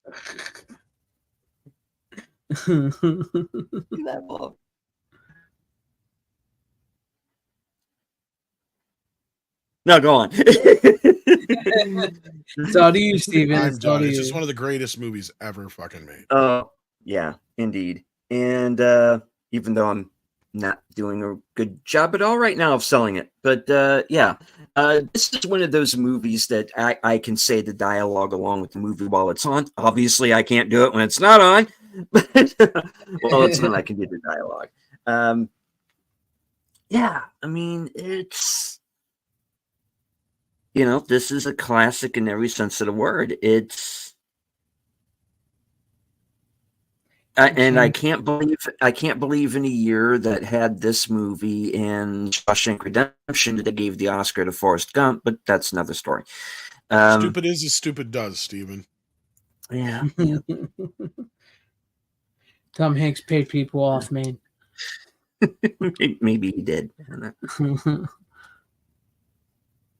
Come on, Weinstein. All right, what are you doing? Which is also neither here nor there. But kind of shoots that theory to hell, doesn't it?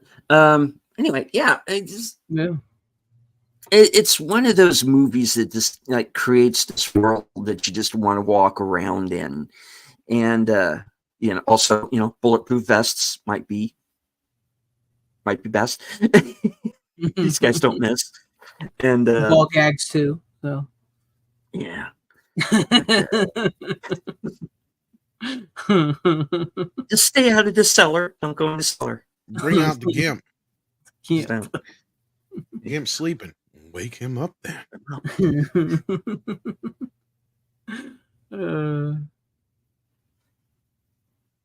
Put him in Russell's old room.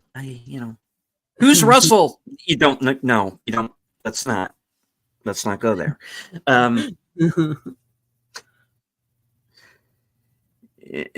Yeah, and it's just this the career resurgence that John Travolta had after this movie, and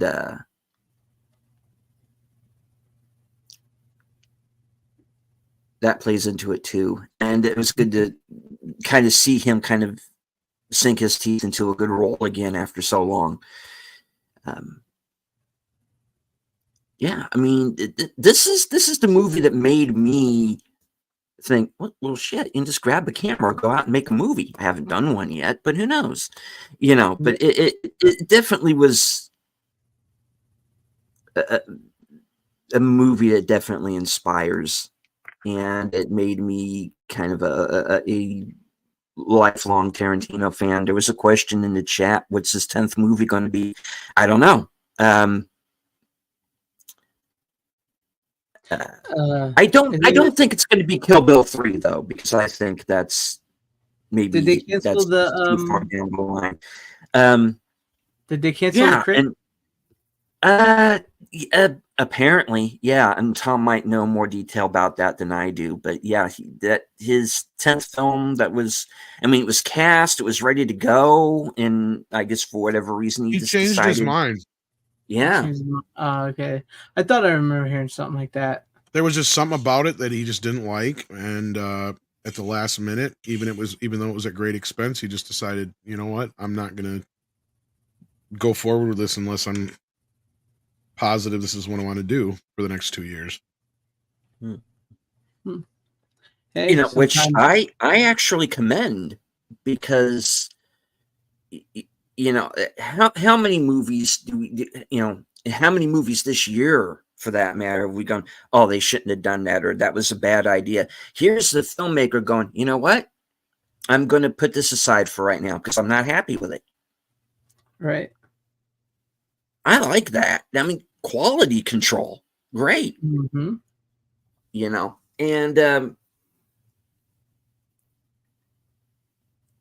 And I think Tarantino by this point knows that we as fans expect a certain quality of movie from him. And I think if he's in a position where he can't do that, I'm glad that he pulled the plug, for whatever, the ultimate reason might have been. But yeah, I mean, this movie is, all of his movies just in general, they're so quotable and have this, you know, The night this of the quality fight, to them was, that you're gonna that feel this is pain right here. yeah, That's just pride fucking right, with you. fucking with you.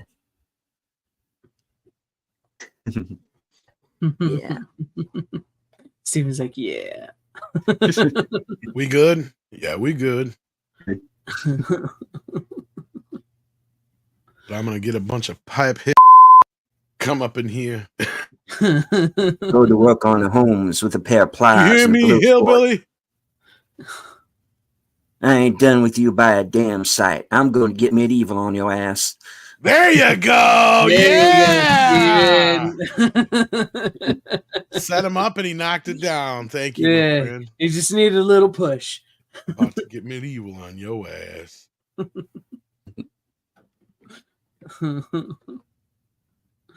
Whose motorcycle is this? This ain't a motorcycle, baby. It's a chopper. Whose chopper is Whose this? chopper is It's this? Zed. Zed's. Who's Zed? Who's Zed? Zed's dead, Zed's baby. dead, baby. Zed's dead. I don't care who you are. Like you said, Steven, it changed cinema. Mhm. Since then, I mean, I can't imagine what the world would be like. I mean, I can imagine a world where without Wes Anderson, I can imagine a world without Paul Thomas Anderson. I can imagine a world without some of these other directors we'd gotten from that era. Mhm. Tarantino ain't one of them. If it ain't for him, movies don't change. No, Something it collapses fundamentally without. is missing. Yeah. And Rodriguez a little bit too as well. But yeah, like, I mean, that was a movie at the time, right place, right time, changed my fucking brain in a way I never thought I could watch a movie before. And I just didn't even know movies could do shit like this until I saw this. Yeah. It was just, it just fucked me up. It was great. I loved it. I mean, like you said, it changed a lot of things. Steve, are you there? Yeah, I'm here. Oh, I didn't know. I didn't want to interrupt. No. You finish off what your thoughts on the movie, and then if you have any. So, classic film changed the face of film forever. As said, it was the right movie at the right time, and like you said, you can go without Anderson, Wes, or Paul Thomas, and you take Tarantino away, and like I said, it all collapses. Great film. Can't believe it's been 30 years. I remember being really hyped about this movie at the time and trying to get everybody to see it, and everybody's, no, we don't like movies like that. And I'm like, what? How do you know? You haven't even seen it. I mean, this movie was so crazy, they didn't even know how to categorize it. No, because it was like, is it a action? Is it a comedy? Is it a gangster movie? Is it a comedy? Yeah, it's this. But the thing is that while it is none of those things, it's all of them at the same time. Exactly, and that's why it's so unique. It's its own. There's animal. something in it for everybody. Yeah, and it is, and you could go back to exactly like the title says, Pulp Fiction. It is like taking one of these books from the 70s, like 60s and 70s, like The Getaway or something like that. I can imagine that if this wasn't a film, I think he would have written it as a book at some point. I can see it because it's all there. It's laid out like chapters of a book, for Pete's sake. And you have that brilliant wraparound of Tim Roth and Amanda Plummer and how that ends, and about the wrong people in the wrong place, the wrong time. That turns into kind of at the right time because, like you said, there was a time as we've been just as dead as fried chicken, whatever the line is. I didn't say it right, but because you are the Jules Winfield at the beginning of the movie would have just shot both their asses and walked out the door, but he goes through this, he has this, by his own words, this religious epiphany, where he thinks it's divine intervention that saved him. And that's the interesting thing about the movie is that each segment ends with somebody being saved. And the person now has this second chance to change their life in whatever fashion. And Travolta, Vincent, he blows it off as just this freak occurrence, and he doesn't change, and he dies. Spoiler alert for a 30-year-old movie. So I thought, looking at it at the time, I thought this movie's basically a redemption trip.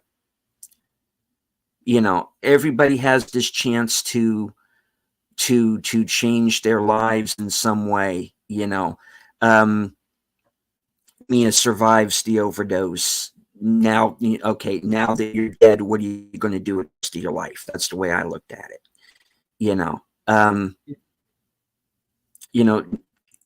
Jules decides that he's going to be like Caine in Kung Fu and walk the earth. And he's not gonna. He's decided he's because he's essentially quitting his job, and that's the way he puts it. Says your boss makes you do his laundry when he wants it done. Sounds like a shit job. Funny, I was just thinking the same thing.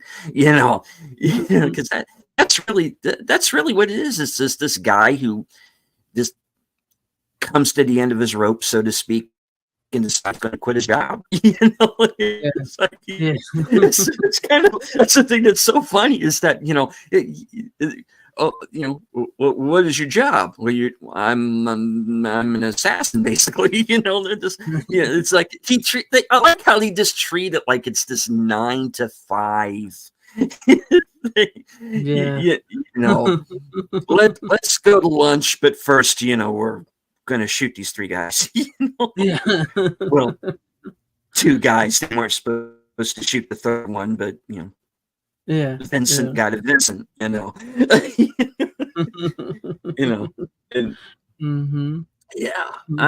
I love this movie, man, and now it's all kind of flooding back. I need to sit down and watch this thing again. It's been too long.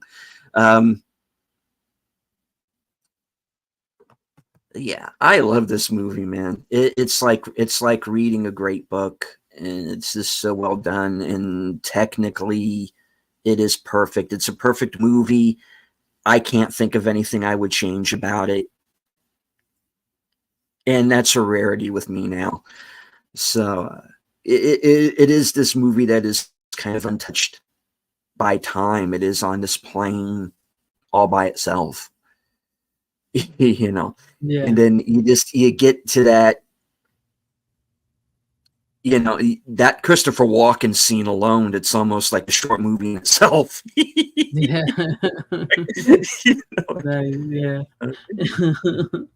It's your birthright. And like, but it's been up, no, it's all good. Just put it down and I'll get it later.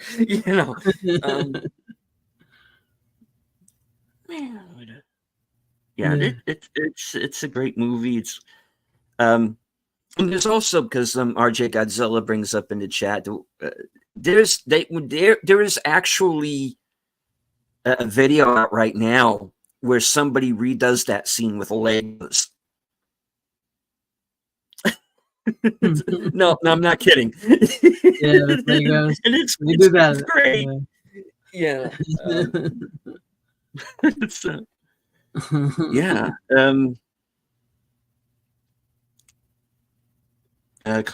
classic film. It's one of my favorites of all time, and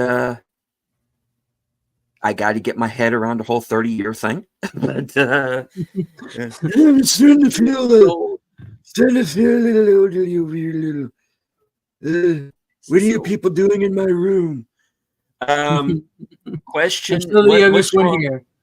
There's a question in the chat. What's wrong with Wes Anderson or Paul Thomas Anderson? Nothing. But it's just that Wes Anderson did a movie called The Grand Budapest Hotel. I love that movie. Paul Thomas Anderson did There Will Be Blood. I love that movie. And I know Tarantino's a big fan of it. He's done videos about it. But the thing is the movies that they've done, for as good as I think they are, they're not this. I They're not didn't game for changers. for as good as There Will Be Blood is. I don't think it was a game changer. I just thought it was a very well made movie. This made me completely rethink what I thought a movie was. It's like, you have all of these people who complain, well, you didn't look it because you don't know how movies work. No, you don't know how a movie works. You go back and watch Pulp Fiction. That's a movie. Mm-hmm. Mm-hmm. And there was nothing like it before, and I don't think there's been anything quite like it since, except maybe Once Upon a Time in Hollywood. But I'm not trying to run those other directors down. It's just with this movie, Tarantino is working on another level. Right. And it's like, okay, everybody else now has to catch up to where he is. And I'm talking in 1994 terms. It's like, okay, this guy. You think you're on this level playing field. This guy's already 5 steps ahead of you. Right. Yeah. So now you now have to bring yourself up to his level, and that's why I always like hearing about this sort of mini rivalry that he has with Thomas Anderson, because it's almost like they are in their own way trying to outdo each other, even though they say they're not, but and if you ever come across the video where Tarantino talks about There Will Be Blood, I think it's like about 40 minutes long. It's great. There is a respect there, but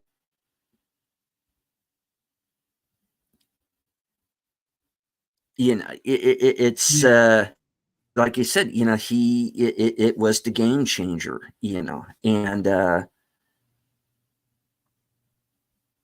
yeah, I'm going to go out with that. It's a movie that deserves to be a classic 30 years down the road.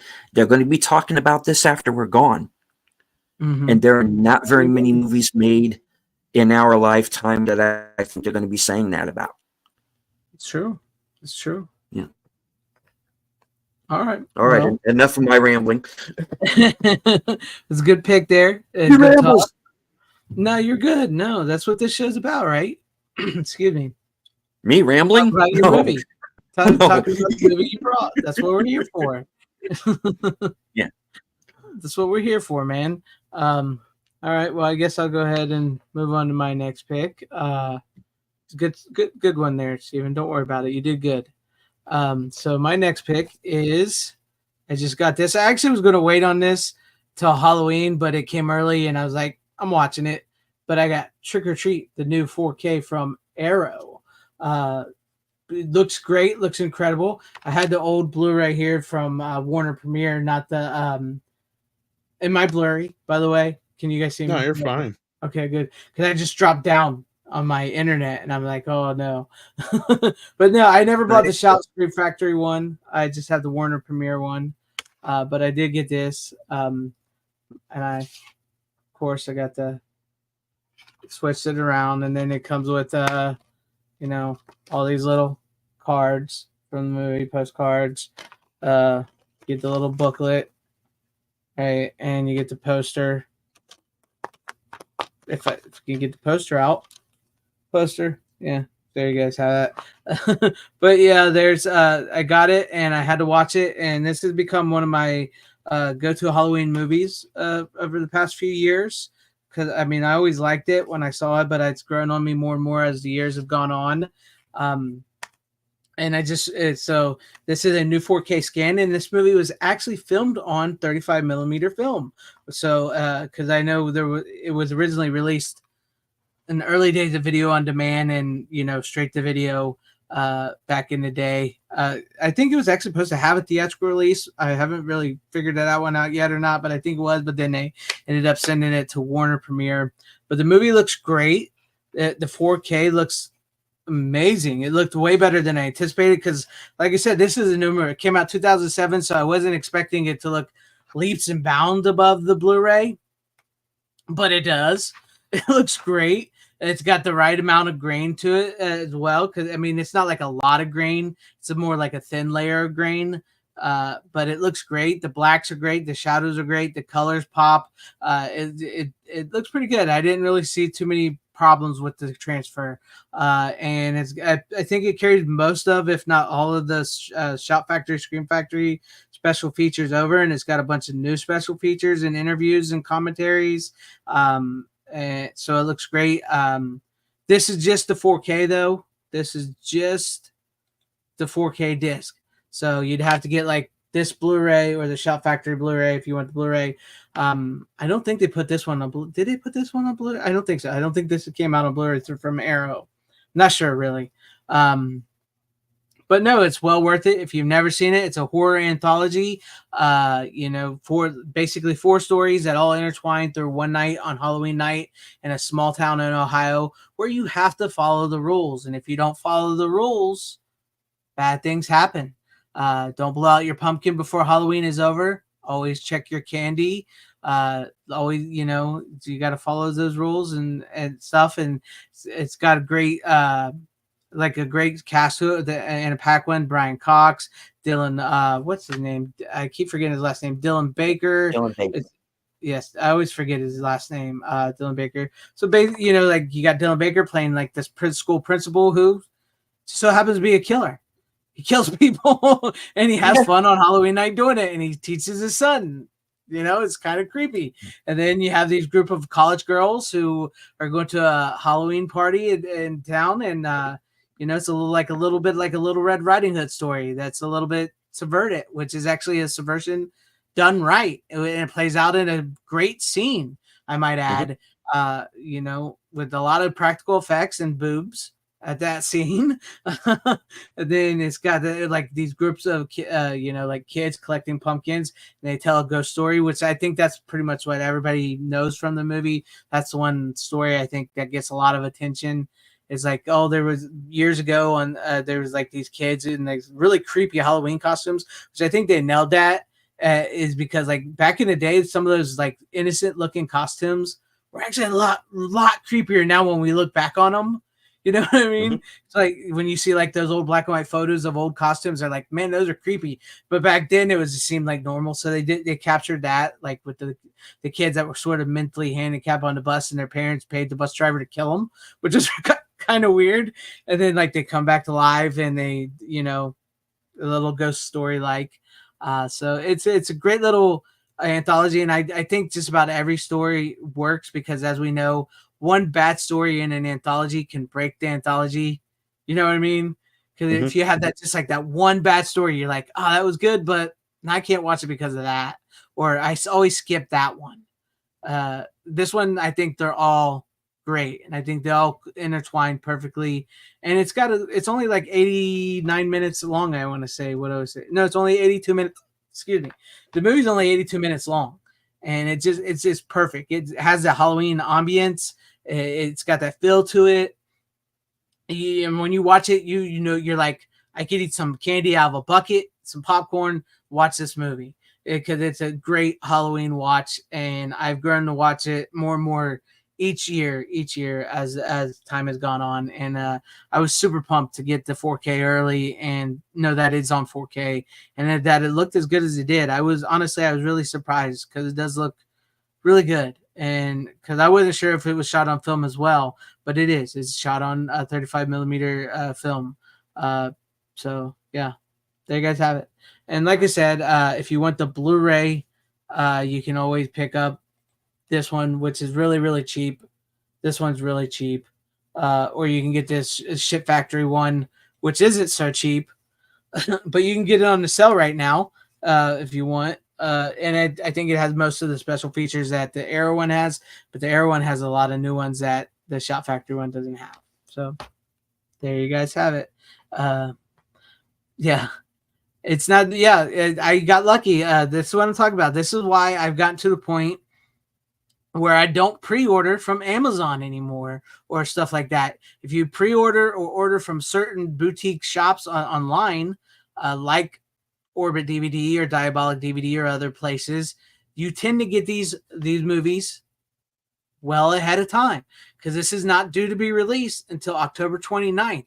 Why they would wait so long to release this people's going to be getting that and watching it the night before Halloween, which I guess that works, but hey, I got it early and I was pumped to watch it. See what it looked like. But yeah, and get all the little goodies that it comes with it. So and Arrow does fantastic work. And once again, like we talked earlier, which might lead into Tom's, I don't know what Tom has planned for next or whatever, was a Warner Brothers movie. And Arrow seems to be getting Warner Brothers movies. They did the Friday the 13th remake. Good. Fuck Ship Factory. Exactly. So, and I'm happy for that because Arrow is becoming a better company than Shop. Oh, they're one of the best. Yeah. And I mean, it clearly when they get the executives that worked at Ship Factory. Oh, there you go, Steven. When they get them to come work for Arrow, you know where the good stuff's going. Well, next to Vinegar Syndrome, I'd say they probably do the best transfers when they get control. Mm-hmm. I agree with you. They look amazing. Yeah, like I said, I was really surprised on that. It's like when you asked me if it was digital. That's one of the things. Is like, yeah, I'm happy to. Yeah, I wasn't sure how old it was. Yeah, I couldn't remember in that era or not. So, but luckily it was shot on film, and you can tell. It's still the film era. Usually, you got to get to about 2010 before they start kind of switching over. But yeah, depending on the film. Yep. I do actually have something that bounces off that in a way. Go ahead. Yep, it's to you. Speaking of anthologies, this is a pair of Halloween classics. And I honestly don't even remember. I think I seen this when I was a kid, but I don't remember it. I mean, I remember parts of it, but I remember the same part everybody remembers. And that, of course, is Trilogy of Terror, starring Karen Black. Yeah. The famous TV movie from 1975. And it is just 3 stories. No host, no setup, no nothing. The only thing that is the same about all 3 stories is that Karen Allen is in all 3. But she plays technically 4 roles. So we'll kind of get into that, but I don't want to spoil too much because actually all 3 of these stories are pretty good. But I noticed a trend with all of these anthology movies. Even though you said that the one Trick or Treat is a good one and all 4 of the stories or however many are in their work. Yeah, usually that tends to be the trend is about 3-4 stories top is about what they squeeze into some of these movies, basically. Right.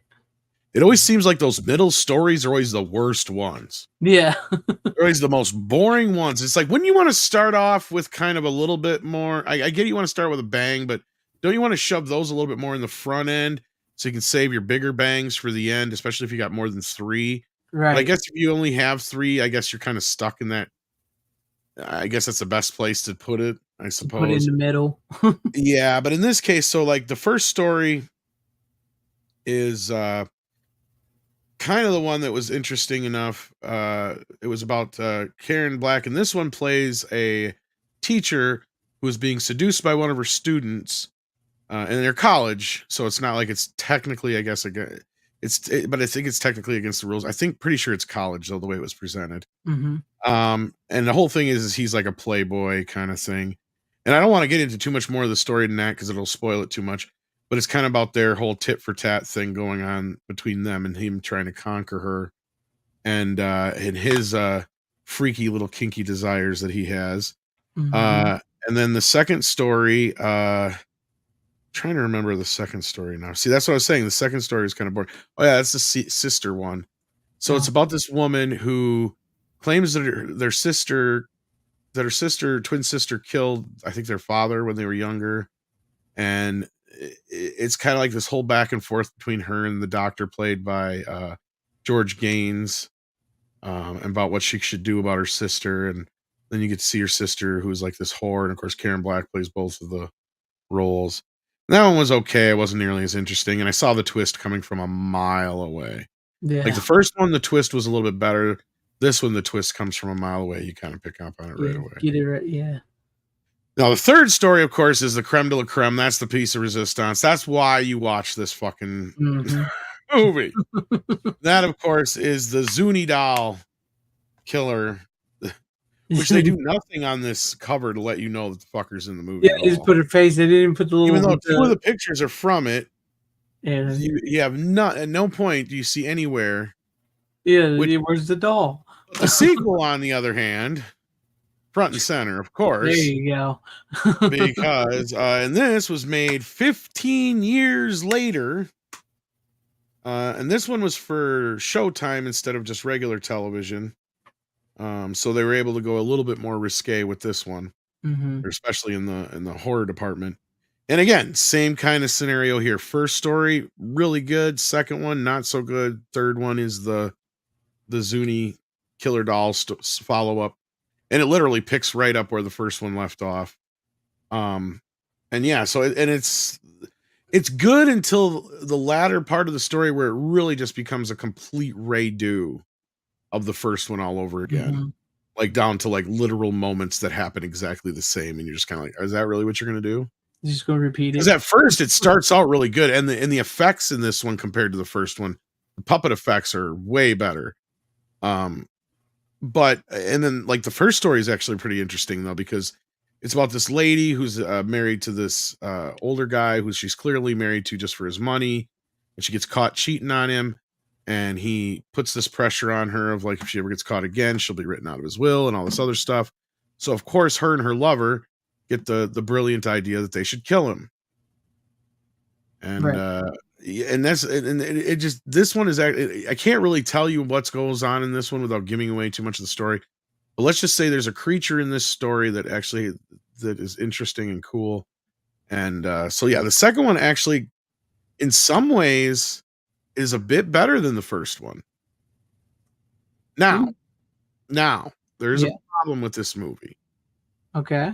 I understand it, why they have this problem, and that is they're missing some of the negative, and they don't have any other film to go by. So like it literally dumps down to DVD quality tape in some spots, but it's weird because it seems to be mostly front loaded. So I don't know if they did some strange edit at some point. I'd have to watch the movie again and kind of pay more attention to what parts are in the standard def, because I'm like, maybe they could be edited out to make this like a much shorter film. Because they're not, nothing would have been cut out for any kind of like it didn't seem like anything would have been that would have been cut out for content, right? But like the first story, like over 50% of the movie of that story is in the standard def. And then by the time you get to the second story, or actually probably more than that, by the time you get to the second story, the only shots that seem to be in standard def are just like second unit shots. Just literally just a few random things here and there. Most of it being this processed shot of the ocean on the storm. Because the second story, the weakest of the stories, is actually about this woman who lost her son, and she brings him back from the dead basically with this incantation that she does. And that's all I'm going to tell you. The rest of it plays out pretty much like every other one of these Twilight Zone-y kind of stories when you bring a kid back from the dead. Of course. And yeah, of course. As it should. And as you shouldn't, or should, or as it should, is what you think you're trying to say there. Yeah. And then of course the third story we already know because I went through, and I'm really like, I can't really tell you much without giving away, because that one literally picks up where the last one left off. And then the researcher who's like checking into this doll, then it goes off at the museum that they're researching it, and then it literally just becomes the same movie again, or the same story again, down to the same beats. But no, overall, I was kind of impressed by them, considering 2 TV movies, the age of them, in comparison to how many other anthology horror film franchises do we have out there. Oh, and the last story, like none of it is standard def from my memory. If there is, it was really quick and brief, and I don't remember it. Feels like the entire Zuni story was intact in complete HD. That's the good part. The part they kept. Yeah, because this one was scanned in 2K. It says, and he says in the beginning, like except for the standard def parts, this actually has a 4K scan. So I wouldn't be surprised at some point if this doesn't get a 4K release. Was that Kino? It is, and it looks okay. It doesn't look great. It just says brand new 4K restoration. It doesn't say if it's from the negative or not. And I gotta say, I don't think it is necessarily, but it's a pretty good scan. I mean, it looks really good. Not like great, but pretty good for a TV movie of the 70s. Right. It probably hasn't been. I mean, it's been treated better than others, but from my memory, though, it was probably the highest rated, one of the highest rated TV movies until Roots, I think. Yeah. One of those. Yeah. So, yeah. I think I might actually have that first one on VHS. Probably. And I think the VHS cover is pretty much like the second cover, only just the first movie, Zuni Doll. Let me check real quick. Because I I think I see it right here, and I just got to give me 1 second. I'm going to check it real quick. No, you're fine.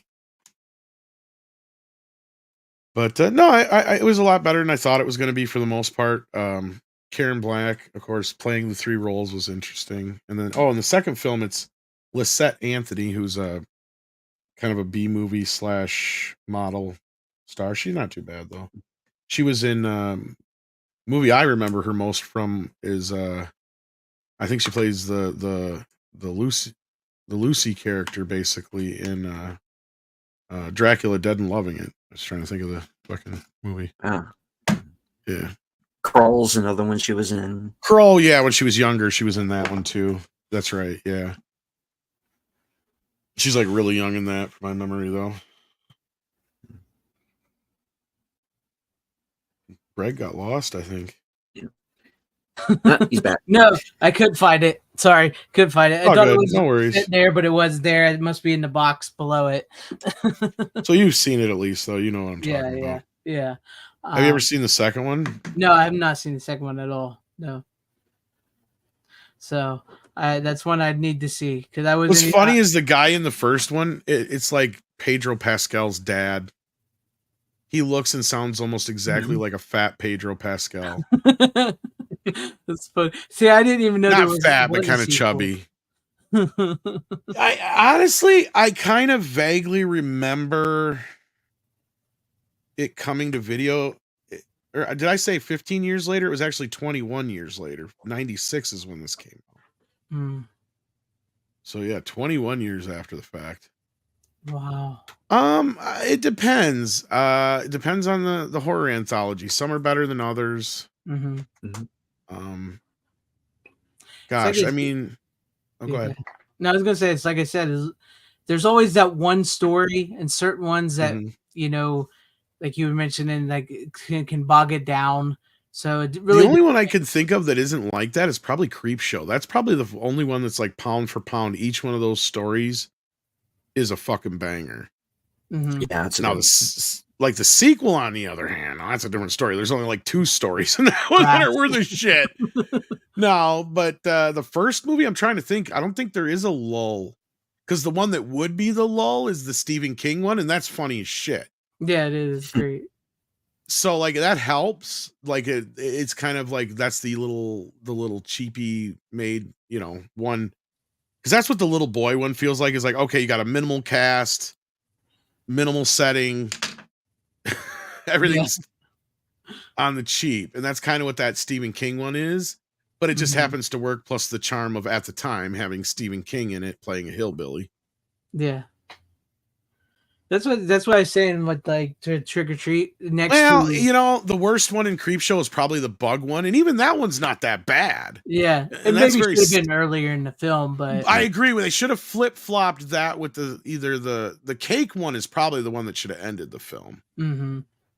to be honest with you. And if you started off, well, no, that's the bad part about a lot of these kind of movies, you know. Mm-hmm. And the one that cheats is Tales from the Crypt, because it's one story. And but then again, do you really think about Tales from the Crypt as an anthology outside of the show? Every episode is different. So I kind of always like, I guess when I went to see Demon Knight, I was kind of weirded out by that. It was all, I think I went in with the idea thinking it might be like 2 or 3 stories, and Demon Knight was just like the main title of it. And I was kind of confused. I'm like, oh, so this is all going to just be one movie. I just wasn't kind of quite ready for that, you know, and it was like, okay. Yeah, I didn't hate it. I liked it, but Yeah. I mean, Billy Zane makes that movie. He does. yeah. Well, yeah. Yeah. That and William William yeah. Sadler. Yeah, Sadler. Sadler. Yeah. Yeah. Yeah. You're no wrong. The Tales from the Crypt, but like truly, like you said, like even though it was like one episode each week, though, so you know. Yeah. Yeah. I mean, Tales from the Dark Side was an okay one, but that one's basically to me de facto the real Creepshow 3. Mm-hmm. Because Tales from the Dark Side was pretty much Creepshow, the TV show. Mm-hmm. For those who don't know. Yep. Because the only reason it technically wasn't is because Romero couldn't get the rights to Creepshow. He had developed it as Creepshow, the television show. Yep. That he did. No, yeah. I mean, these are probably 2 of the better ones I've seen in a while. Some of them are kind of boring. Some of them not so much. Just depends. Yeah. The older ones are kind of meh usually, but some of the newer ones can be too. But I haven't seen that one you were just talking about, Trick or Treat. I do have the Shit Factory Blu-ray, but have you never seen the movie in general? I haven't watched it. No. Oh, I think you'd like it. I think you'd like it a lot. I have been so picky with whatever modern horror I watch. I wish people would understand that. Like somebody was picking on me the other day in the comments about my horror taste or some shit like that. I'm just sitting here thinking, do you realize how shitty horror has been for the last 20 fucking years, dude? Mm-hmm. And the other thing is a lot of the pretentious people who like a lot of the more modern horror, it's like they turn their nose up at classic horror, and it's like, whatever. It just doesn't help your fucking case at all. It just makes just kind of proves our case a little bit more. Is this elevated snobby horror shit is just that. Shit. Yeah. Typically, you know, I'm right there with you. I don't like modern horror at all. You know, I'm with you. This is one of the few I actually do like. Well, when I get somebody who tells me, you know, like you, that I trust, you know, that has similar taste, then I'll check something out. It does have some subversion in it, but I think it's done right. You know what I mean? See, I've seen so many scenes from it now. Like I've seen most of the little pumpkin guy scenes. Yeah. Just in other places. So yeah. I don't know how much of the movie is actually going to surprise me per se, but I have a feeling I might like it. And that's kind of why I dig the second film, because actually in the climax of all of the stories, there is or actually all 3 of the stories have some sort of creature effect in it. The climax of the second film does. The first film has some really cool creature effects that I don't want to spoil. And of course the Zuni doll, as I brought up before, which looks great in this movie. I would say it looks leaps and bounds better than it did in the first movie. Like there's so many shots in that first movie where you can see the dude's hand. That's just holding on to like a rod with the puppet on it. Moving it. Yeah, it's so bad. And the arms always look so disattached from the body, or unattached from the body, whatever the word is. Yeah. Detached, that would be the word. Detached. Yeah. Yes, Halloween 3 is good. I don't care what anybody says. Halloween 3 is good. That's well, that's not really an anthology. It's not an anthology, but it's a good movie.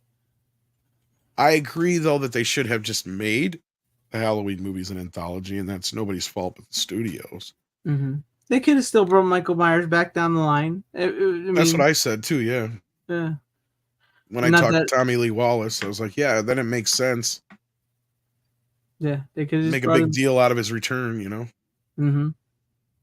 Like, which they kind of did in a way. I mean, it's just in a roundabout way. What they wasted time was all those years in between there. They could have just kept going with the anthology.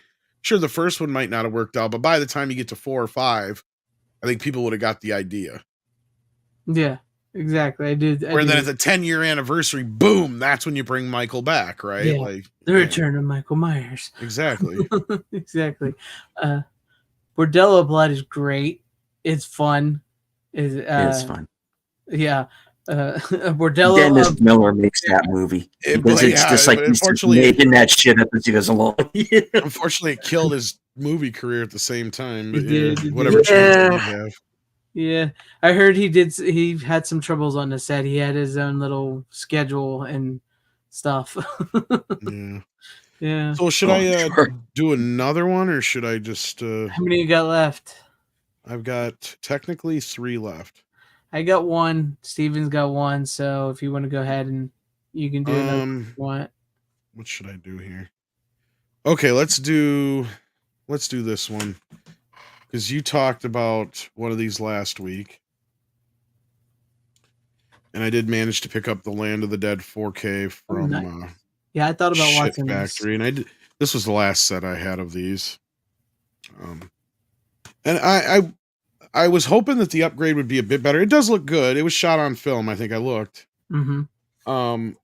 But I guess surprisingly, just the transfer they had before on the original Land of the Dead was just that good, because when I flip-flopped between the two, I mean, it was a noticeable difference, but not like extreme. Right. But no, I mean, the movie itself still holds up. Fun movie. The unrated version is the one you get in 4K. I honestly don't know if I've ever seen the theatrical cut. Especially the one you usually watch is unrated, right? Because I don't think I ever got a chance to see it in theaters. So, did I? I don't think I did. I did. So yeah, and I don't think I ever owned anything but the unrated cut on DVD. And then when I got the Blu-ray, the same thing. And then same thing here. It's the 4K version of. I mean, I could watch the theatrical cut on Blu-ray if I wanted to, but who wants to fucking do that? Yeah. Because really, George Romero shot this movie as an unrated film, knowing he just had to turn in 2 different cuts because it being a studio picture. Which is funny because like you keep hearing that with these horror directors like that. They've made these movies unrated, and with the new Terrifier 3 was the first movie to actually succeed on that front. Which is a strange one. And I think, honestly, you want to know the truth? I think if we didn't live in a post-pandemic world, Terrifier 2 and 3 never happened. Exactly. I agree with you.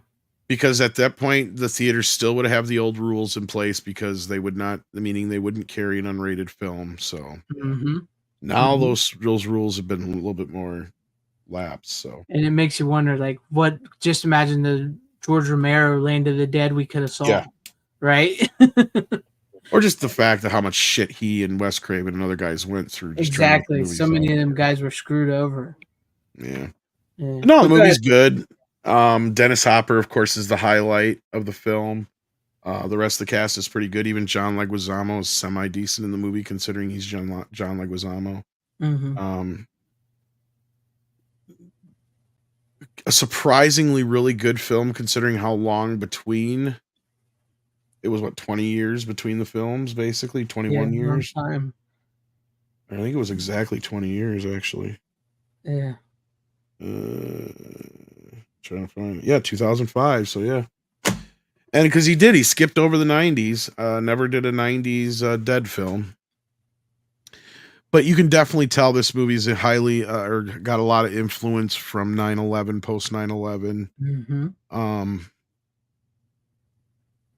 It does have probably the most interesting and kind of like out there plots for one of these films. But I dig it. I know that this is kind of a demarcation for some fans to where they just consider the first 3 films part of the it's a trilogy and that's it. Right. There's even folks that don't count any of the post Day of the Dead films. But if anything, I look at this one as kind of a button on the franchise. I tried watching one of the other ones after this, bless George, but I just couldn't do it.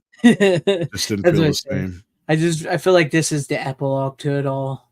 Yeah, I think I watched one of the entire thing of whatever was right after this, and then that found footage one was the one I was just like, nope. Yeah, I'm done. I'm not a fan of found footage, which is funny because we'll get into that in just a minute. But okay. Yeah.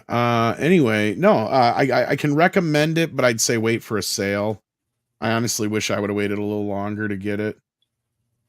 Although I guess there is a steelbook, I think, of it too, but whatever. So this is where I was like, I've gotten to the point even with like Shout Chip Factory, whatever you want to call them. Like, I'd rather just keep the Blu-ray at the moment, and it's just. This isn't one I would say that you're getting a massive improvement just because it was such a late shot film, and it looked good enough. The scan that they did before evidently was pretty good. Yeah, it's a little, like you said, you can definitely tell, a lot more color, a lot more highs, a lot more lows, bit more filmic look than the original. The original is a bit more flat, but overall, you're not gaining as much as some other classic films that we've seen, and we'll talk about here in a few minutes. Okay. Yeah. It's just insane to think about. Did you spot? That's what I wanted to ask you. Did you spot Bub this time in the movie?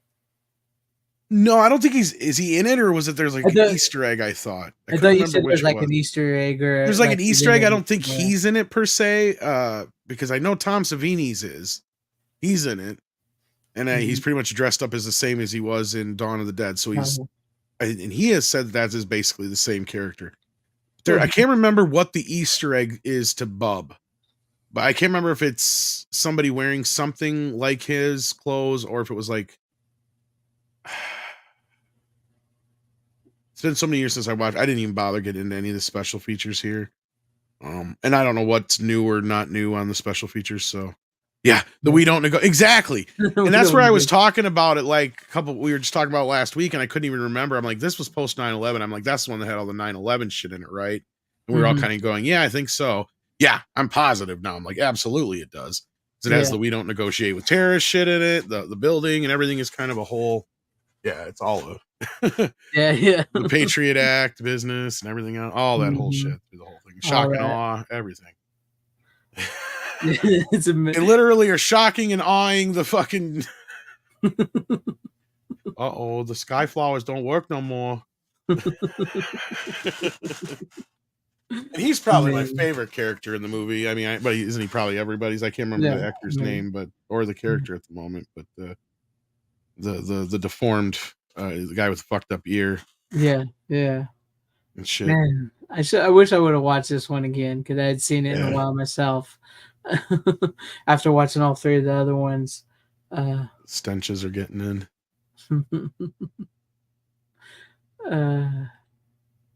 How were they? What? Nothing. I just did something I might not have done had I known that bit of information a few seconds earlier. It continues to go to show how we are our own worst enemies.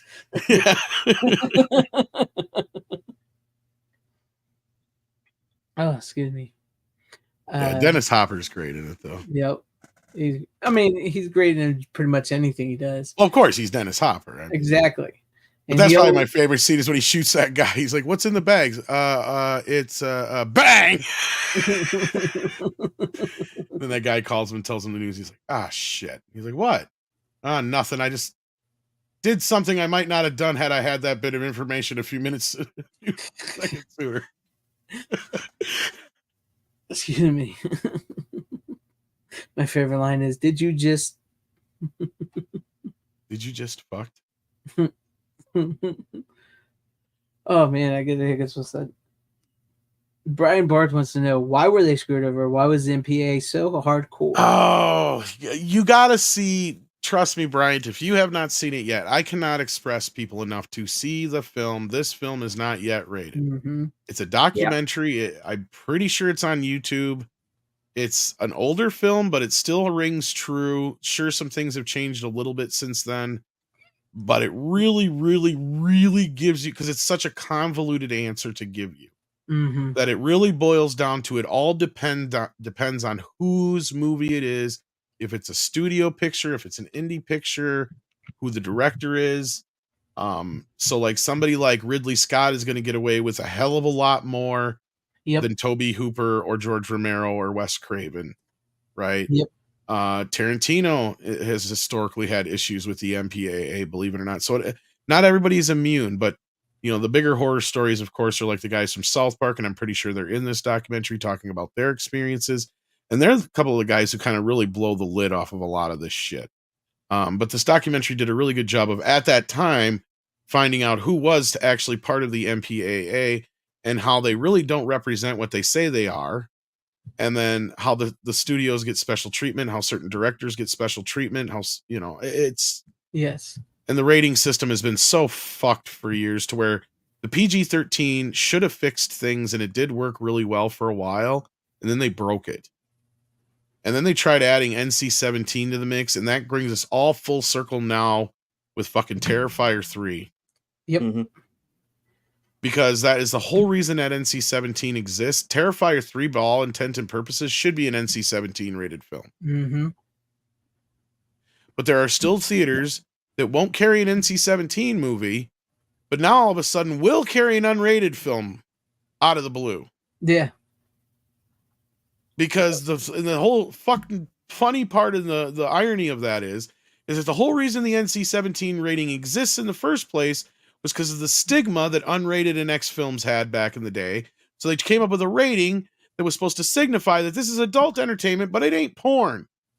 Right. And then, of course, one of the first prominent films to use the NC-17 rating was fucking Showgirls. So what does everybody associate NC-17 with? Porn. Porn. Yep. Or naked women or sex. Yep. So, yeah. So in a world where Quentin Tarantino's and you insert your director here who could really run with an NC-17 rating like a George Romero or whoever have been stifled because of shit like that. Yeah. I mean, just look at what Wes Craven went through with Nightmare on Elm Street and Scream. And what's sad is it was Verhoeven's film that it did that too. And he's another one who would have benefited. And I think probably wouldn't have left Hollywood if it wasn't for part of that shit too. It's funny because I did just talk to director Adam Green, who did the Hatchet did movies. that come up? Yeah, yeah. That's how I talked to him about it. And he was like, we released Hatchet 2 unrated in the theaters like 10 years ago or 20. They really got away with doing that unrated back then? He didn't. It was pulled. Like, it was pulled. It was pulled immediately. And he said, we tried, but it didn't work. But Terrifier 3 has succeeded where he couldn't. So yeah, he was one of the directors, and he's a newer guy. He started this whole new modern horror, like that type of slasher horror. I wouldn't really put it in the camp of like modern elevated horror because it's just slashers. No, it's like the old slasher B movie horror. Yeah, it's slashers on steroids is all it really is. Yeah, and his movie got pulled. Hatchet was pulled after like the first week in theaters immediately, and none of the Hatchet movies ever went back to theaters ever again because of that. So, yeah. But anyways, well, what do you got for us, Steven, for your last one? All right, last one. Let's see, I got a few here. I got Kitty. All right, well, all right. Well, let me bring on one here that maybe is a little apropos, but maybe nobody's heard of it again. This is a movie called Abominable. And it's the best way to describe it. It's not about a would killer be, snowman. I'm not happy. No, but there is there is kind of a evil Bigfoot Yeti Bigfoot creature in it, yeah. And it's sort of like Rear Window, where you have this guy's living out. He's been crippled. He's living out in the middle of nowhere in a cabin with a nurse who's like a complete pain in the ass. These college kids move into the cabin next door, and one by one they start getting picked off by this Yeti creature, and the guy in the other cabin, who's played by Matt McCoy, he's the only one who notices that this is going on, because he's the only one who's kind of like paying attention to what's going on around him, because everybody else is distracted. So he's got time to do is to sit, because that's all he can do. So the movie becomes him trying to warn these warn these college kids of this threat, and eventually he does get the attention of one of them, who's kind of like a final girl type, and together they team up and have to deal with the Yeti, and it's got a number of familiar faces in it. Jeffrey Combs is in it. So is Dee Wallace, Lance Henriksen. So it's Matt McCoy. Yeah, it's that one. It's actually a pretty decent movie. Like I said, it's kind of like a Rear Window with a Yeti in it. You know, it's That's why you need to a lot of the movie right there. Yeah, and it's a lot of fun. Lalo Schifrin does the music. His son wrote and directed the movie, and it's a cool, fun little Fast and Furious 94 minutes. You know, You didn't say Lance Henriksen and Jeffrey Combs are in it. Yeah. Oh, nice. So, but do you actually get to see without spoiling it? Do you actually get to see the Yeti? Yes. Okay. Is it practical or CG? It's practical. Now, see, now you're selling me on this. I like Jeffrey Combs, like Lance Henriksen. See, now you're selling me. Mm-hmm. Yeah, I never heard of this one. Mm-hmm. We got a Yeti out here.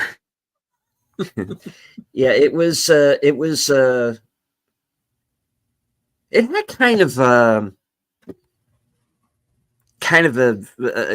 troubled release, and I think it wound up going straight to Sci-Fi Channel.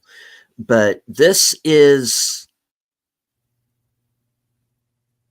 the home video version, is the complete uncut R-rated gore and all version of it.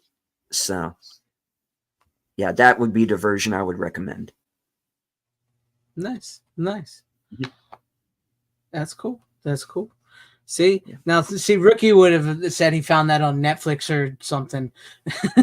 It's like, here, look at this. I wouldn't know how to explain it.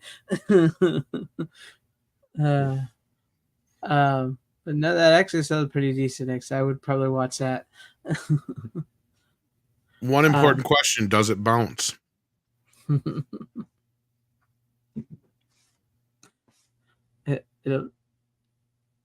Steven?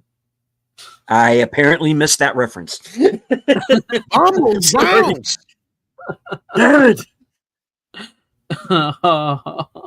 You don't remember the Rudolph Abominable Snowman?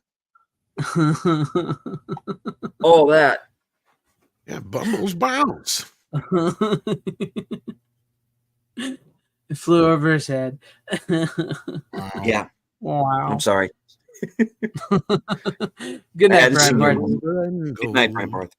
Thanks for hanging with me. I mean, Yukon Cornelius, he knew what was up. He was packing. He knew what was up. He knew what was out there. He just wants a job.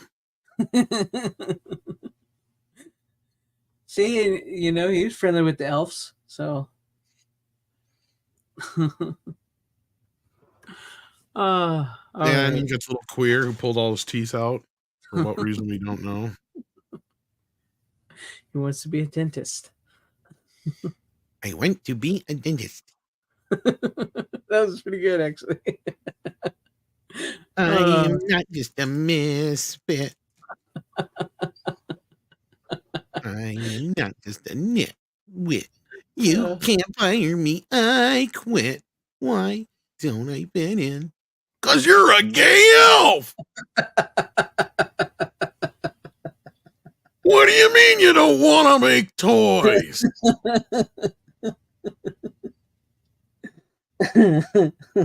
Oh, we went from the How am I Abominable. the only one who remembers this fucking movie? I've seen it every year of my childhood. I've seen it. I know exactly what you're talking about. As soon as you go Bumble's Bounce, it's like, yeah, I know what I'm talking. Like, I love you, Steven, but damn, bro, you ain't that much older. What the fuck? You never heard the story of Rudolph the Red-Nosed Reindeer? Well, pull up an ice block and I'll tell you.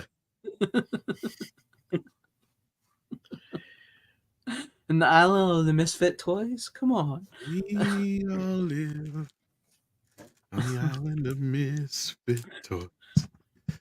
Nobody wants a Charlie in the box.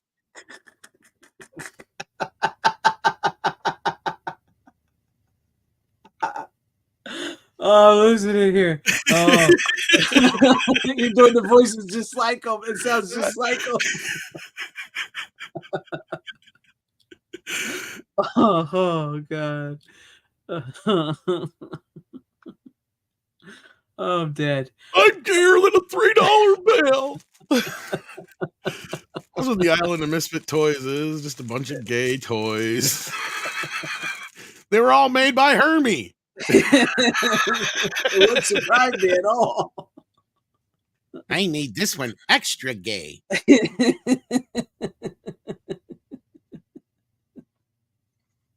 See, it's a train with square wheels. Oh, queer. Yeah. And I'm a cowboy who rides an ostrich. That's the queerest thing since.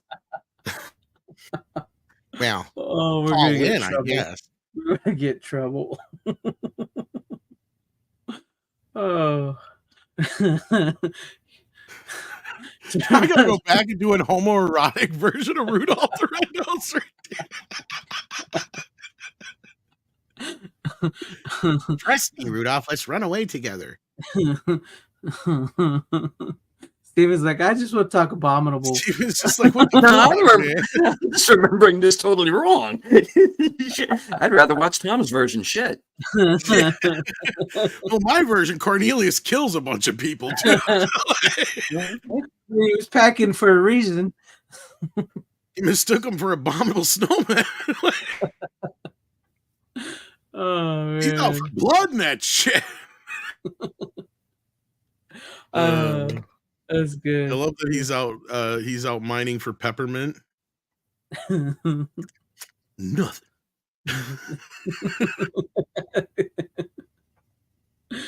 We know what he was looking There's for. one I'm glad they haven't fucked with yet. Hollywood, leave it alone. Just let it be. Just Let let it it be. be. They tried to cancel it a few years back. And then Fuck they 'em. said, yeah, they tried to a few years back. I remember they're All saying you it gotta was do is tell them that Hermes a gay elf and they should leave it alone. exactly. If that ain't an allegory for being gay, then I don't know what it is. He is queer as shit. I'm sorry, and I don't mean it in a bad way. I just mean it like, look at him and the way he acts. He wants to be a fucking dentist. He is an elf. He has the greatest fucking job an elf can get. Have you not seen the movie Elf? Exactly. That's the show. That is the show. Motherfucker wants to be a dentist. Got an oral fetish, okay? Not kink shaming, I'm just saying. He likes to stick his hands in people's mouth. That's okay. That's weird.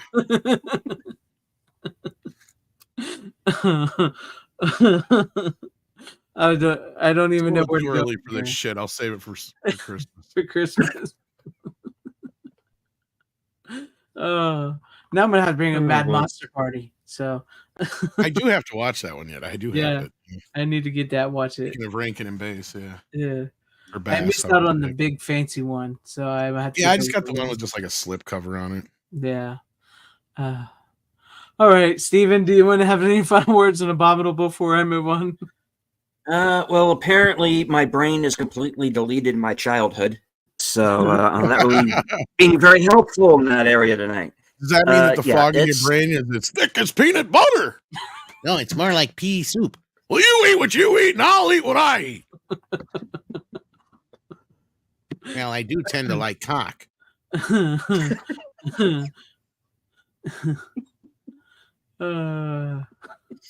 That's Son, I hope you're talking about chicken.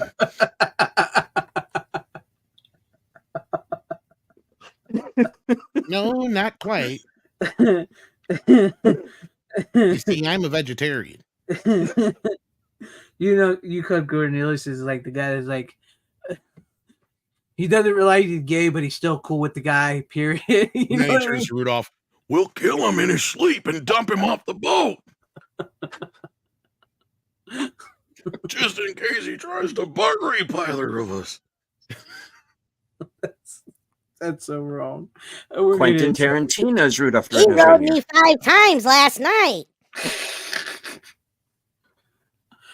I think I remember that one. RJ goes. I think we got a different definition of drides. We're gonna get so much trouble. We're so screwed. I'm sorry. Losing I subs fucked as up we speak. Christmas for everybody. Santa's Oh. coming down. Were you the one who was making fun of Rudolph? Oh shit! No, not Rudolph. Just your elf that wanted to be a dentist. Yeah, just that. Oh, him? Yeah. You know, it was weird. He's a shitty dentist too. Goddamn DEI hire. Oh God. Anyways, let's move on to me real quick. The final pick. Oh, right. Yes, the show. My final pick of the night, which I have. You gotta stop me. You gotta cut me off. the final pick I have, which I have brought on before, but I wanted fucking hard. I got The Last Showing starring Robert Englund. I brought it up before, but I wanted to rewatch it again around the Halloween time. So there you go. I've never seen that one. Yeah, it's one of his newer ones. It was actually a British movie, except his accent doesn't really stick. He tries a British accent in the beginning, and then it just kind of slips into Robert Englund. So I can't fault it for that. So basically, it's Robert Englund works as a projectionist. You know, he actually knows how to run the film and change the reels and all that at this theater. There's like this biggest theater in England. It's actually a well-known theater, but they're going all digital. And they move him to work the counter. And it really pisses him off because it's that kind of projectionist. When you said projectionist, I thought you meant Democrat.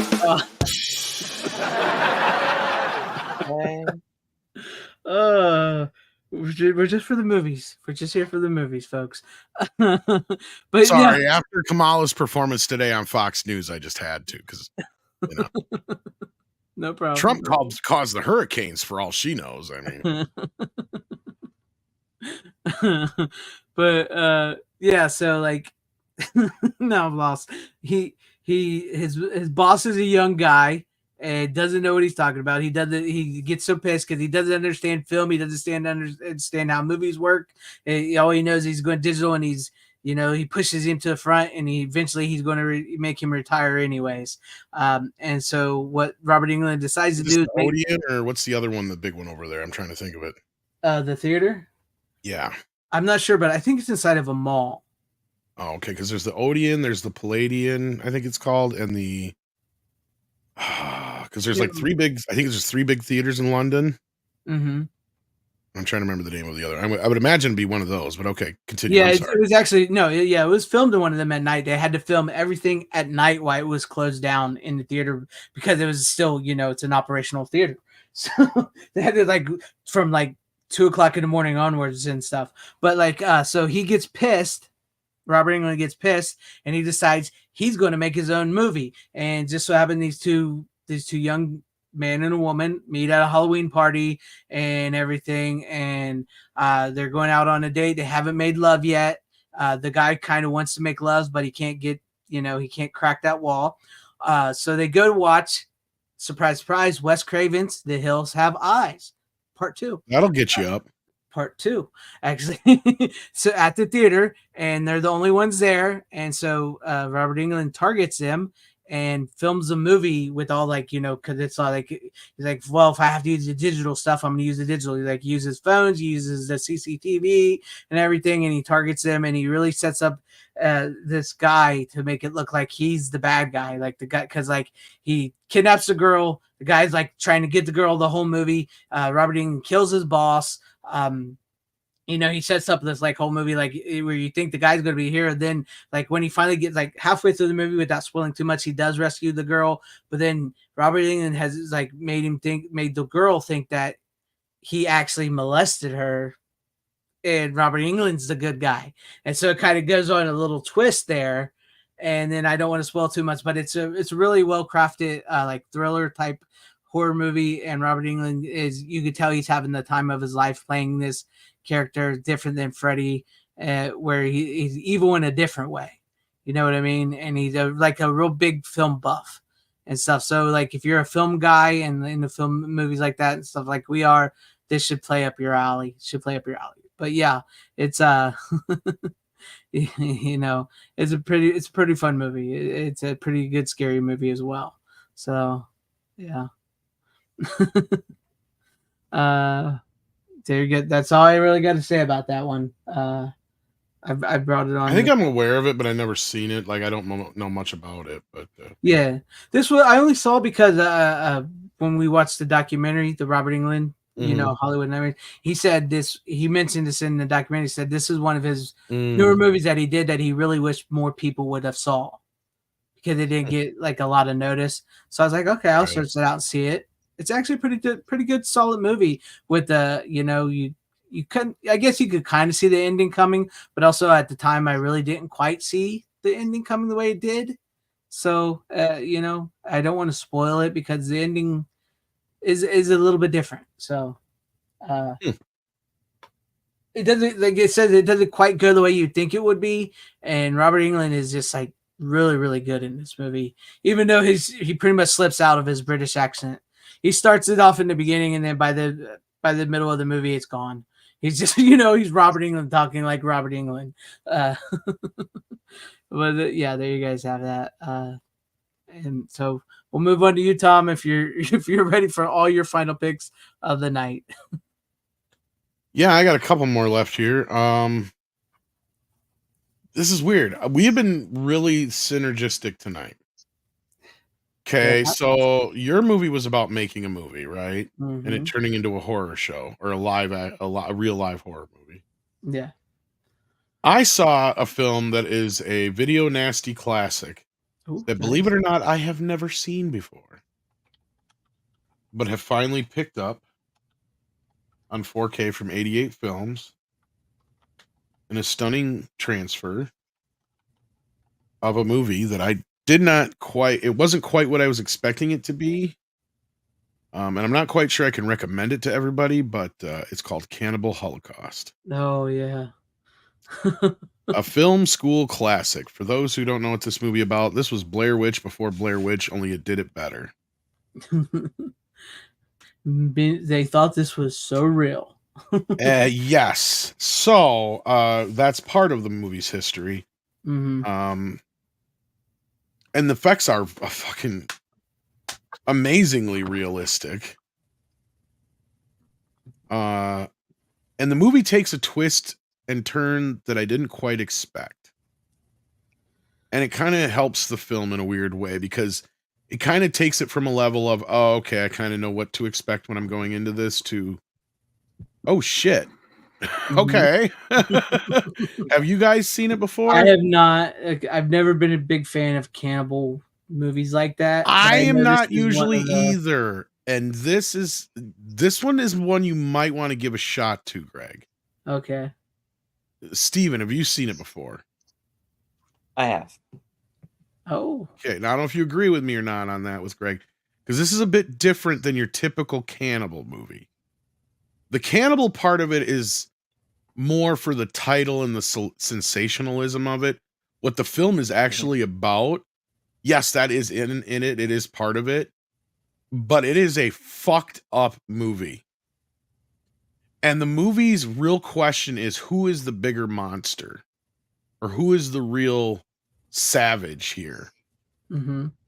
Is it us or them? Is it the kids who are the filmmakers, or is it the indigenous people, the cannibalistic tribes? Right. And the way it was shot is beautiful. It's shot in a way like it's documentarian in certain parts, because that's really what it is. It's these students or filmmakers, not students. I was getting crossed over with Blair Witch again already. It is really the same kind of setup as Blair Witch, though, right? Like these guys are going to go out and they're going to shoot this documentary in the Green Inferno, where nobody's ever returned from before. And there's been several groups of people who've gone out there to try and do whatever, depending on what it was, and they just never came back. So nobody's expecting much different from these stupid kids, but they still go out anyway. So of course they end up disappearing. So this other guy comes out from the, because I think they were actually students, because I think he was from the college they had something to do with or whatever. Because that for some reason sticks in my memory. I watched this like a week ago, so you have to forgive me. This is one of the older ones that I watched, as far as like I watched this like right after the last show or something like that. Wow. So like I'm trying to like remember. Either way, he's out there investigating. He's trying to investigate and find out what happened to these guys. And again, I don't want to get too much into any more of it, because once you do it, again, you will kind of expect this to go a certain way, just from especially the way that we've been just kind of bombarded with found footage films in the last few years. But this is a found footage film that doesn't feel like it was. There's part of me that goes, how could you believe this was real? Right. Because it's shot in a way now, like kids and people are smart enough to where we've seen enough quote unquote viral videos where, we see them now. We're like, oh, that's staged. Because they just managed to get the almost perfect fucking shot. Yeah. Every time. You know what I mean? Like, it's just certain things, but the effects in this movie, dude, I can understand from the effects why people thought this shit was real. This puts shit to shame in modern times of stuff we've seen, dude. Like, I mean, the visceral way that they were able to do this and the way it looks so fucking real. And I have not seen, like, I could understand. That's why I can understand where some people are like, this is too real. Somebody died making this movie. Yeah. Well, that's what they thought. Only a turtle and an armadillo. Yeah, because they didn't they try to charge the director? Because I remember hearing a story from one of the actors. Crazy. Where he says, because they did kind of like what they did with Blair Witch, was they told, the actors in this movie, kind of lay low for a while to add to that whole effect of, hey, the movie's real. And then he calls up one of the actors and he says, where are you? Well, you told us to lay low. No, you got to come back. They think we killed you. Yeah. Because that's how realistic the kills in this movie look. I don't know how they did it. The effects are very, very well. There's one death in particular. I was like, my brain staticked out because I can't believe I'm actually watching this happen. That's how realistic it looks. So that I've never, I've heard, but like I said, I've never. I even got a set from Vinegar Syndrome that came with the set I have about cannibal movies. I just never watched them because never been a fan of them. It's not, and I ain't either, right? You know that. Yeah. Especially when it comes to zombies, as far as that goes, because like in that part of it. But that's like less of what it's about than what the final film. Like I understand, like of all the video nasties, this one I understand. And it's not that it's a bad movie, and it's not like I walked away from it feeling disgusting or anything like that. Right. I was just going, how the fuck did they do that? It made me feel like I used to feel when I was a kid going, how the fuck did they make that look so real? Like, this is the time as an adult now where I've seen so much shit, where I'm watching this movie now, the effects in this hold up today. Like, I swear, it's like I've never seen so many realistic, because like you guys are right, because already, there's only 2 animals that die in the making of the movie, and that's kind of what fucks with your brain a little bit, because you do see some real gore mixed in, not like at the same time, but when they do get to the other stuff. But the effects that they managed to pull off, like I think there's a severed head at some point. I'm like, I've never seen a severed head look that fucking real in a movie before. Right. That's what I've always heard. I've always heard about that aspect of the film. So, because honestly, though, otherwise the only cannibal parts in the movie is I think there's only maybe 2 scenes, Steven, if that, maybe 1 or 2. There's only like one Something main cannibal scene. And the reason why it happens, like what I said, once you understand the story, it completely flips around what this movie's about to you. And at the end of it, that's why I'm saying, like, the people who say certain things about this movie, they've never actually watched it. Because once you see it and you see what it is for real, any and most people's arguments against this movie or why, it's quote unquote a bad movie or could do whatever to somebody's brain or whatever the fuck insert your whatever here is Right. thingy, they're full of shit. Right. This is pure entertainment. This is Blair Witch before Blair Witch. It does what Blair Witch and every other fucking found footage movie has tried to do, only better. But I didn't have to have the sensation of, oh, this is real. I did, but I didn't have to ask that question. I didn't have to have it built up for me like Blair Witch, because we all know Blair Witch don't show you shit. Yeah. This movie fucking delivers. and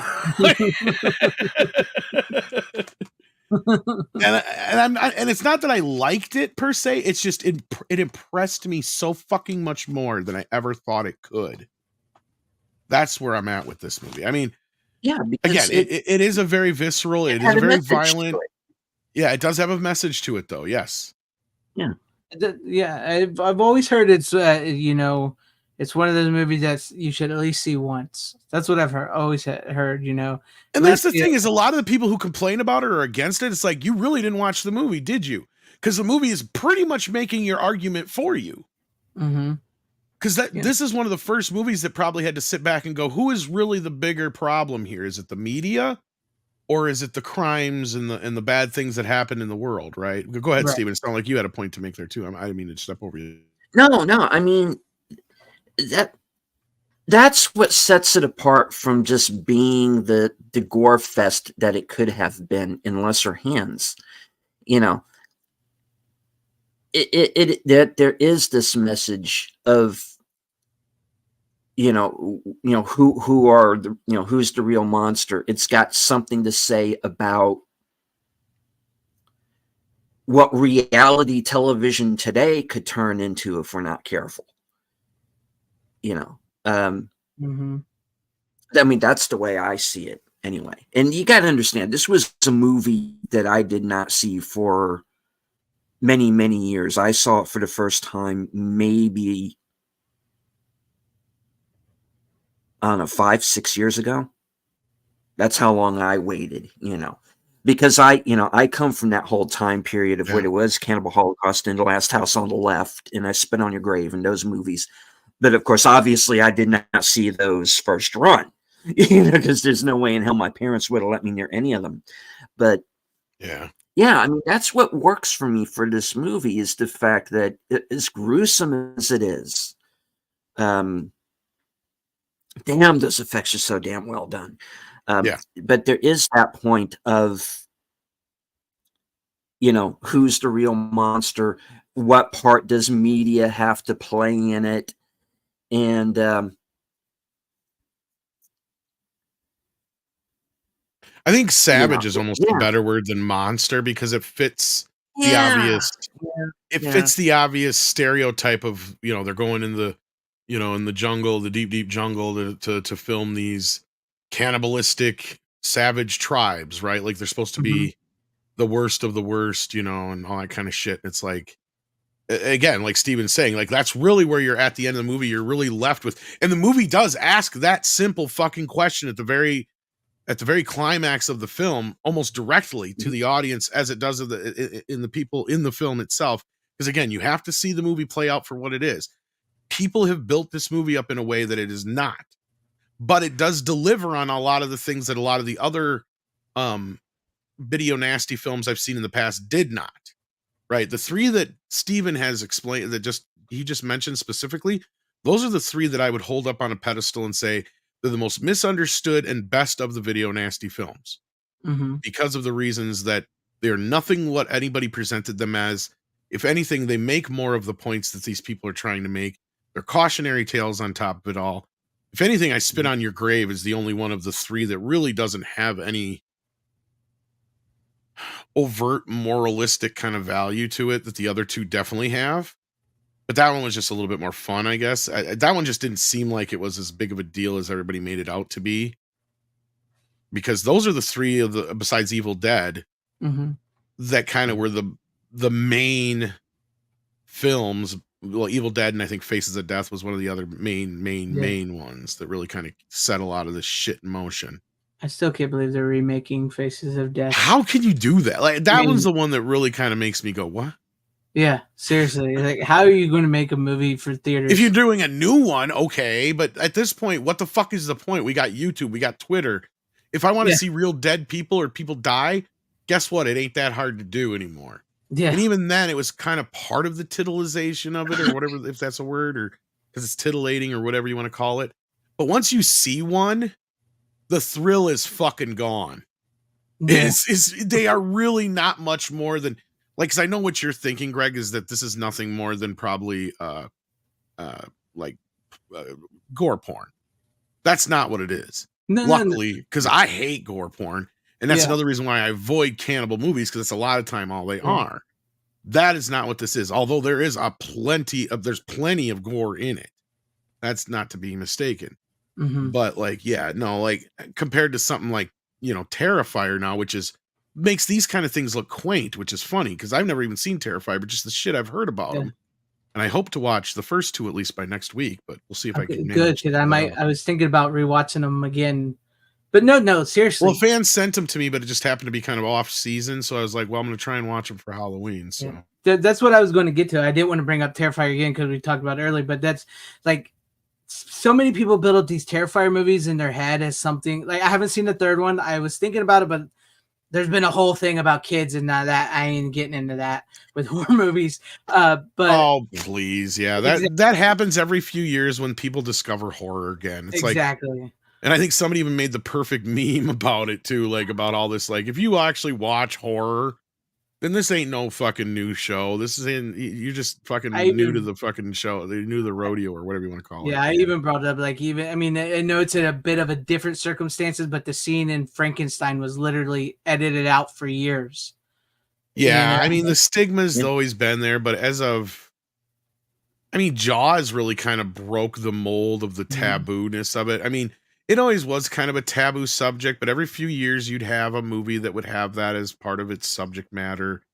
And once in a while it would be kind of a bit more of a, how do you terminology? Because I don't really even know the specifics of what happens in Terrifier 3. Yeah, but I know enough about the franchise. I know that I can have a kind of a clue. But I will tell you, like, with them in the first one, it's only really one big scene in the first one. In the second one, he goes a little crazy with things, but he's a special effects guy. Legitimately, that's what he is, and he's just showing off his skills. And like you were just talking about how this in Cannibal Holocaust, it looks real. You can tell his stuff isn't real. It doesn't look real. Yeah, I see, and that might be why I can kind of like. Here's the thing: I don't like gear porn. I don't like torture porn. Or gear porn, I mean, gore porn. Go for it. I always talk. We always got Paul on, and he always brings that up. So that was just my revert to natural. But in the case of Terrifier, I'm going to make the exception, even if I don't think I might not like him or not. I don't know yet. But there's something about him. There has to be something more than just the gore porn aspect. That's what I was saying. Because like on paper, these seem like movies I would not like at all. Yeah. Yep. Right. And I avoided them for years because I thought I would not like them. But there is something to Art the Clown and the storyline, because some people say there's no storyline, it's just gore. No, there's a storyline, and there's something about that storyline that hooked me a little bit. You know what I mean? I mean, yeah, he does go a little crazy with his special effects, and specifically one scene in the second movie that gets maybe dragged out a little bit. But there's something about that damn storyline that hooked me. I don't know what it is. I can't place my finger on it. Maybe if you watch it and you see it, maybe you can help me place my finger on it. Well, I don't know what that is yet, because like I said, I haven't seen it, but That's I do know that maybe when you see it. The reason I'm taking notice of this and I'm really thinking about jumping on and checking it out, besides the fact that they were sent to me so generously by a fan, is that there's got to be something about this character, because I have seen stuff now to compare him to a classic monster that we'll get into when we get to my next pick. So I don't want to jump too far ahead. Yeah, I mean, I think somebody said it best. Speaking of which, it might even lead into your pick there, because I think I know what your next pick is. But like, I've heard somebody say this: I've never seen a slasher horror movie character catch fire like him, except Freddy Krueger. I mean, yeah, Michael Myers and all that, but like, I plead the fifth. Yeah, Freddy Krueger caught on. Freddy Krueger caught on pretty big in the 80s. I mean, yes, we had Michael Myers, we had Jason, but like Robert Englund was like, people don't realize motherfucker was like the king of the kings in the 80s. He was huge. Yeah, I didn't know exactly who Michael Myers was as a kid. I kind of had an idea who Jason was, but even at that point when I was a kid, Jason was still kind of forming. But it was weird with Freddy, and I just brought this up the other day when we were talking about Art the Clown. And this is what reminded me of it, was like, I don't remember a character, a horror monster, permeating the culture and pop culture and subculture like this so fast, so hardcore since Freddy Krueger. Because I was like, I have to explain, like, I can't explain it, because you got to imagine a world where I was around for 4 or 5 years already when Freddy came into existence, but as soon as he did, it just seemed like Freddy was always there. That's why I love the line in New Nightmare when she's like, Freddy's like Santa Claus. Every kid knows who he is. Yeah. Yeah. Or she says like Santa Claus or Dracula, I think is what she says. And that's exactly it. Every kid knows. It's like you're instantly born and you know who all these certain characters are without even having anybody to explain them to you. And he was just one of those characters at that time. It just came out and it's like instantly the world knew who Freddy fucking Krueger was. Yeah. And yeah, we'll get to that here in a little bit, maybe, like you said. And also, yes, the second one, the second Terrifier movie does remind you of Nightmare on Elm Street, specifically Nightmare on Elm Street 3. Big influence, you can tell. I don't want to say too much other than that. You can tell it's a big influence.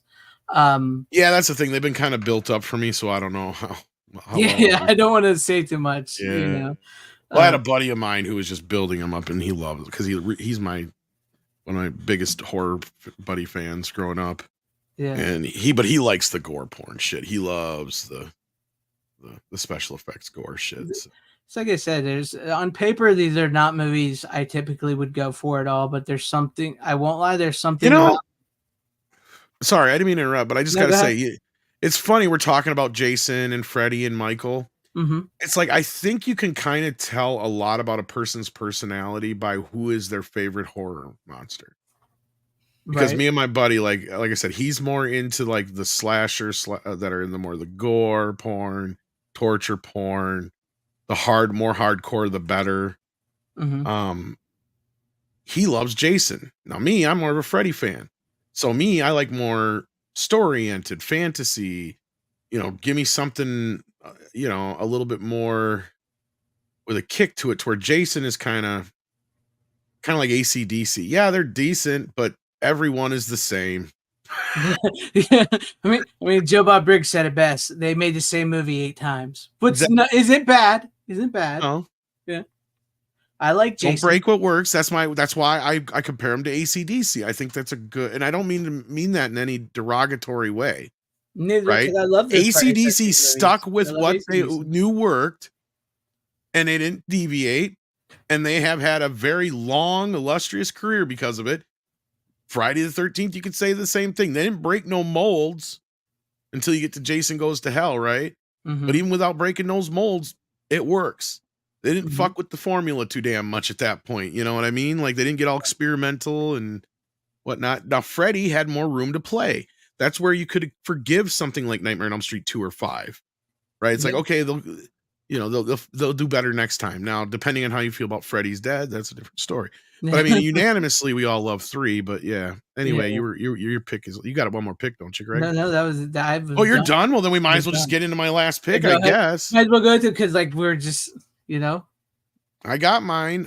Some people haven't gotten theirs yet. That cover. I do have the UK version coming as well, the box set, the big collector set, but I do have this one to show off for everybody. And do I have some beefs to have with this?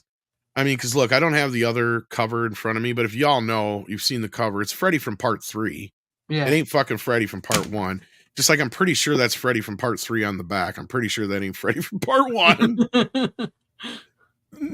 Warner Brothers, whoever works in their marketing department is a fucking retard, okay? That's all I'm going to say. Like, this is okay, but really all it is a close-up of this. Right. Like, I do like the old school Warner Brothers VHS. Yeah, the thing, only thing I'll but- give him is I do believe this is an actual shadow from Nightmare 1. You can kind of tell by the pants being baggier, Yeah. the way they are, and he's not as slim. He's a little more chunkier in the first one. Not chunky, but you know what I mean, stockier or whatever the Yeah. word. But all right, so what's the question on everybody's mind? How does it look? How does it sound? Okay, here's the good, here's the bad, here's the ugly. The good. The 5.1 remix from the Blu-ray, or the actually 5.1X or 6.0X or whatever the fuck it is, I don't even know. That extra one they put on the fucking Blu-ray isn't even to be found here. Nowhere to be found. Completely erased from existence. Does not exist. We only get the mono in DTS, even though it says Dolby Digital on the back, which is an upgrade. And we get the brand new Dolby Atmos soundtrack, which does now include all the missing sound effects and cues as far as I can tell. Now, some people might have some issues with the mixing, because I felt like some of the music cues were a bit too high. Some of the music cues were a bit too low. Now, Ron asked a very interesting question, because I'm not 100% sure on that, Ron.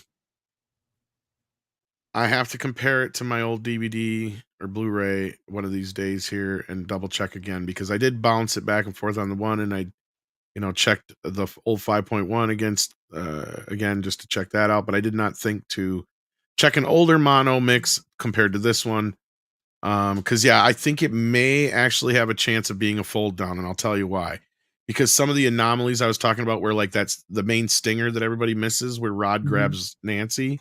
Right. It's really low in the Atmos mix, but it's still pretty low in the mono mix, lower than I remember. So I have a hunch that Warner pulled its same old bullshit and just down mixed the new Dolby Atmos to just the did mono. that.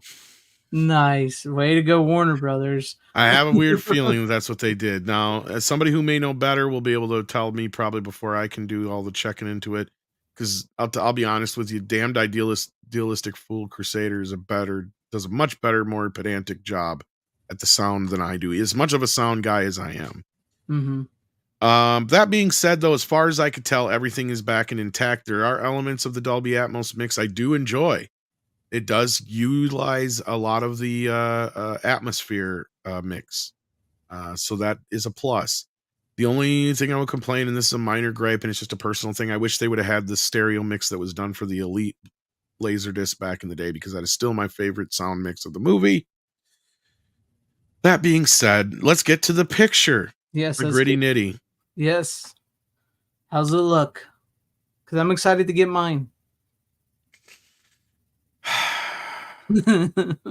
It's complicated. It is complicated. I'm not 100% sure what is going on here, because I think this film was actually scanned years ago, if I'm not mistaken. So I have a feeling this might be an older scan with some modern tweakings. Now, that being said, this is the best Nightmare on Elm Street has ever looked on home video, and probably better than it even looked in theaters, because they had major issues with it in theaters to where they had to lighten the prints. Because theaters were getting complaints that the movie was too dark. So they sent out a bunch of new prints that had lightened the contrast, the brightness. That being said, this movie looks crisp and clean in a lot of scenes. Other scenes, not so much. Some scenes, the grain looks amazing and proper. Other scenes, it is a static or snail trail mess. So you get the best of both and worst worlds in this mix. I don't think AI was used, so that's a plus. No, that's I good, just think standard noise reduction, and I think a grain balance was done to it, and that's the major issue. So what you have is some scenes that'll come off really nice and naturalistic looking. Other scenes, like I said, have the static grain or the snail trail, as I like to call it. For those who don't know what I'm quite talking about, it's where you have basically this static grain, but it follows around characters on the screen or movement on screen. Right. Right. So it makes everything have like this weird halo of grain that doesn't move. And yeah, it's just the program that's like trying to even out the grain, trying to compensate for the movement while there's also grain there. And it's where they need to tone that shit down. And look, to be honest with you, I think the reason this happens is they just do this weird calibration and then they just do the movie as a whole without actually going scene by scene and seeing which ones actually do need it. Because to be honest with you, what it's doing is it's really degrading a bunch of the secondary and optical scenes, and then it's affecting everything else down the line is what I think is happening. Right. Okay. That's my royal guess on this. Because this seems to be a problem we've had before the AI thing. But it could be fucking worse, right? Like that's the thing. It's kind of a toss up because you can get the regular version of this. I think it's priced pretty cheap. My only complaint is there's absolutely no new special features, but you do get all the stuff carried over from before, which was a good 80% of what has been out there in the past. There's still some stuff that was on the Elite disc that has not been carried over here yet and stuff like that. But overall, the next question on everybody's mind, the unrated cut. Nobody is going to fucking notice. I was going to say, it's so unnoticeable that there are people who think that they forgot to put it on here or something's wrong with the disc. No, the unrated cut is literally 8 fucking seconds longer. It's so stupid.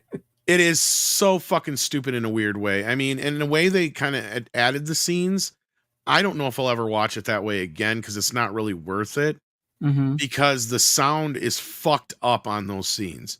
So what they do is, because it's literally like 4 or so seconds in the scene from where basically where Tina falls from the ceiling. And if you remember the original cut, the stunt woman hits the bed and then it cuts to Nick. Or not Nick, what's his name? Rod. Rod, yeah. Rod. Yeah, Rod, and then it cuts back to her on like rolling over on the floor. So what you see in this version is her literally hitting the bed, a splatter of blood rolling off onto the floor in between the shot of Rod and the splash of blood going on him. That's all that's added to that scene. And what they do is they kind of like stretch the sound out because you can tell because for like a split second, the same sound like overlaps on itself for like a split second at the very end of the shot. And then the same exact thing for the Johnny Depp bed scene where it's literally, there's probably, I think where most of it is, it's like another angle of the, I think it's just a whole nother angle of the blood shooting out of the bed and that's it. Yeah. And then at the end of the scene, it literally, you hear like the siren will come in like twice from the cut. It's really weird and funky how they stretched out the sound somehow to compensate for the 8 seconds. Weird. When it was just like, why did you even bother? Yeah. It was really fucking pointless, to be honest with you. It's kind of the most disappointing. And I don't mean it in a sense that I already kind of knew what it was going to be. So I'm kind of more disappointed for everybody else who got all excited about it. Because at first I thought too, like most people did, they were going to insert some of the other scenes that had been deleted. Because there's most the ones that most people want back in are the shots of Freddy dragging Tina across the ceiling and the scene with her mom in the basement where she actually says they weren't always only children. Those are the 2 main sequences people want back in. And which is crazy because especially, I mean, you got to think that most people, when they see that, and like there's no big real time difference, that like most people's going to see that and just like not even realize it because they haven't watched these movies. It's like we have watched these movies. You know what I mean? It's so sudden that I can barely notice it. Like, I mean, that's kind of what I'm saying. Like, I noticed more of the jump in the sound than anything. That's what I was trying to say. Yeah. That sounds. I wonder if like they didn't have the sound for that, so they like you said. They just no, I don't think so because I think it was clipped out after the fact. That's why they actually found it on the negative. Because those were literally the 8 seconds they had to take out to get the R rating from the MPAA. So they just probably didn't have the sound track for that portion or whatever it was. I don't know. Yeah. I don't know how they constructed the soundtrack. But from my understanding, I thought they had all the original elements for the Elite disc. So I thought they used the negative for that too, because that's when they found all those deleted scenes before Mm-hmm. and all the alternate stuff. Which that has just a ton of stuff that some of it's carried over onto this disc, but not all of it. There's just a few extra things, which is sad because they even talk about it in the commentary like it's on the disc, and it's like, no, you're not going to see it on the disc. It's not there. Because there's still like a handful of scenes, and one of which surprises me because it's a shot from the trailer that everybody's seen, and then you wonder, like, wait a minute, that's not in the movie when you realize it. It's because it's from a deleted scene. Yeah. Yeah. And it's from the cop shop scene. Mm. Well, final judgment on it. Is it worth it? I feel bad for those people who have been getting screwed out of not getting the movie on time because of whatever the fuck's going on with Amazon and other places. I also feel sorry for those who got screwed over by buying the American version of the collector's edition for $20-$30 more than what it cost to import it. Right. When the only difference is the discs, and the discs, the content is the same. It's just the outside of the disc. I mean, yeah. Other than that, yeah, it's pretty much worth it, especially considering it's not that high priced. It's selling well, and because of this, I think this is why we're getting the rest of them on 4K very soon and whatnot. So. Yeah, I think like all the people that worked at like Arrow and even Shout and all them could have told Warner Brothers, "Hey, you put this out on a 4K set, people's going to buy it." And of course, this is a missed opportunity for not letting Arrow, big time, or somebody, or Vinegar Syndrome or Arrow get their hands on this. To be honest with you, I think Arrow would have loved to do this. I mean, like I said, like we've been saying, that it seems like Arrow might be getting the other, the other Warner Brothers movies and possibly the Jason ones. Why not just give them the Freddy's and let them make a box set? Just do it. I think that's what they're going to do, but I think Warner Brothers is going to do it themselves. Yeah. Think the Superman box set, because what do they always do? Yep.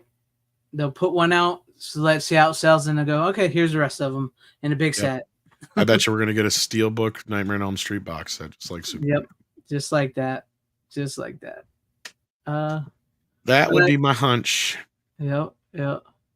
I'm looking forward to getting mine. I should have. So I hope you guys don't mind. We'll have a little more Friday the 13th talk next week, or Friday the 13th. Nightmare on Elm Street. Why did I say that? Well, we can maybe talk. Well, see, then we can kind of wax more just about Nightmare on Elm Street in general. To where this week I just wanted to get into the technical aspects of it because I knew a lot of people have those questions. Mm-hmm. But no, I mean, there's some shots in this movie that look amazing. Oh, there is one more thing.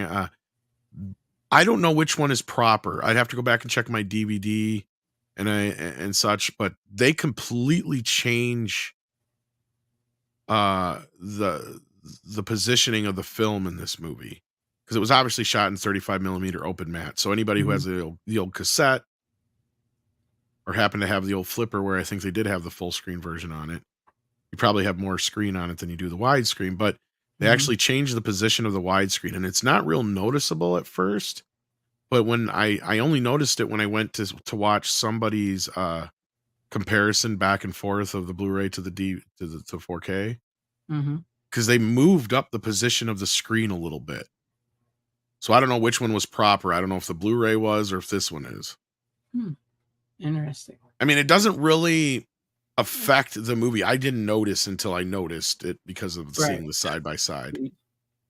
Yeah, but it's much more than just the little itty bitty bit, Ron, than what you add with the proper 185. They completely changed the position. Like I saw like the image of like, okay, they had the car. Like the car was like where my hands are positioned on the screen here in the original version. Now in the 4K, the car is positioned here. So that's a big jump just for a little bit of minor piece of what a 185 would take up of the screen. So they've completely repositioned it. What I'm wondering though is which one's correct. Because they might have had better markers on the negative, I would assume, to where they know where it's supposed to be positioned than just a standard print they had of it. They might not have had that. I don't know, to be honest with you. And I'm assuming they were working from the same. They may not have even had the negative for the Elite version. I just thought they did. But no, overall, though, you don't really notice, Ron. Like I said, I didn't notice until I saw the side-by-side images. And I'm like, holy shit, that jumps quite a bit. Like, But it doesn't cut anybody's head off or anything like that, so it wasn't noticeable in the movie to where I don't think it's a mistake. I just Right. makes me wonder now if it was mispositioned all this time in widescreen. And I was going to check it against the DVD to see what the DVD looked like. Because that I noticed also from reviewing some of that shit. That's a completely different 1.5 mix or 5.1 mix, Jesus Christ, on the old DVD than what we got on the Blu-ray. Because all the sound effects are in that old 5.1 mix. Mm-hmm. Which is crazy that they I went to check, I was just out of curiosity because I was like, huh.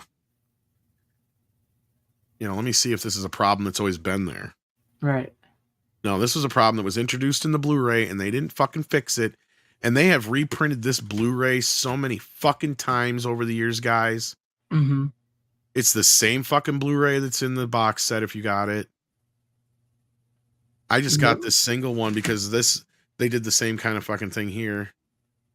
This was actually a Best Buy exclusive at first. Right. That's the only, before they came out with the box set. Right. Okay. So yeah, sorry. Anyway. No. That's good. I think we killed this show 3 hours. I didn't realize it was that late already. I know we did a long one tonight, did we? That's what happens when Tom watches 8 fucking movies. Tom watches. Well, I'm going to be trying myself to get in a little more because it's getting closer to Halloween, and like you said, I was wanting to rewatch the Terrifier movies again because it's been a year since I saw them. I haven't gone back to them since, and there's some other horror movies and Halloween movies I want to watch and stuff. So, and I'm looking forward to getting my Nightmare on Elm Street, which we'll be talking about that again because I was hoping it would be here today. Sadly, not. So I'm hoping to get into that, and And I don't want to detour anybody. This is not on the level of some of the worst. Like I give it about a 7, right, on the picture scale. Like it's not great. It's not blow your ass away. It could definitely probably look better. I feel like it's missing some of the grain in a lot of scenes that it should naturally be there, but then other scenes look amazing. So that's not nearly as bad as some other snafu ones we've had as of the last few years here.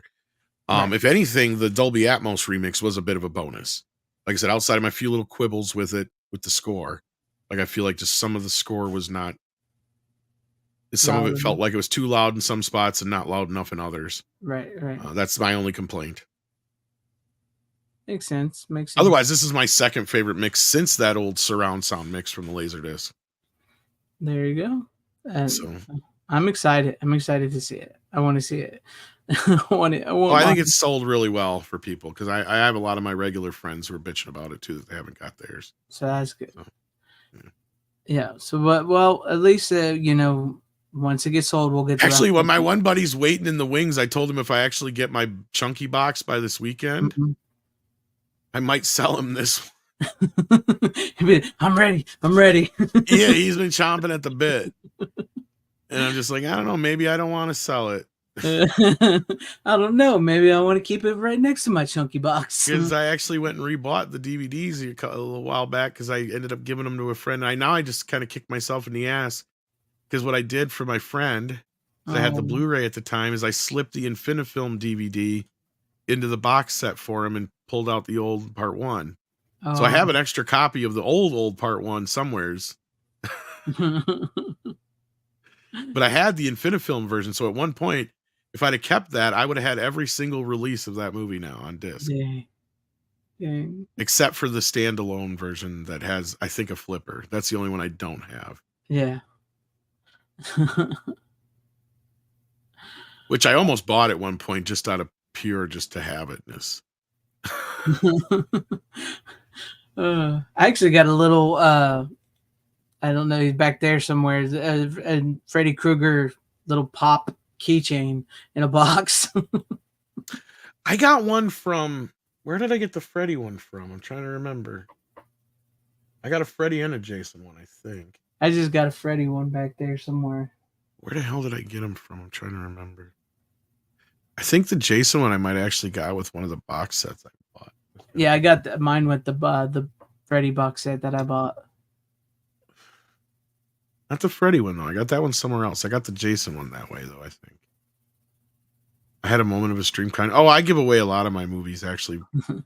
That's why I've said, like, nobody, even I've had many girlfriends try to accuse me of being a hoarder, but it's like, no, you have no idea how easy it is for me to give up VHS and DVDs and shit that I don't need. Right. I'm really good at replacing something old with Right. something new.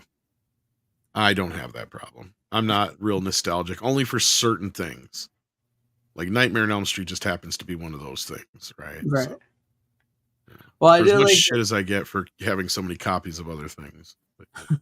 I do like seeing that your son is showing off his VHS collection. Oh, did you want to bring that up? I Yeah. was gonna bring that up at the beginning of the show and I forgot. I just now thought about it. Yeah, your son is. I showing thought me- you'd get a kick out of that. Like my kid just fucking randomly, like out of the blue. I was like, Greg would get a kick out of this. Yeah.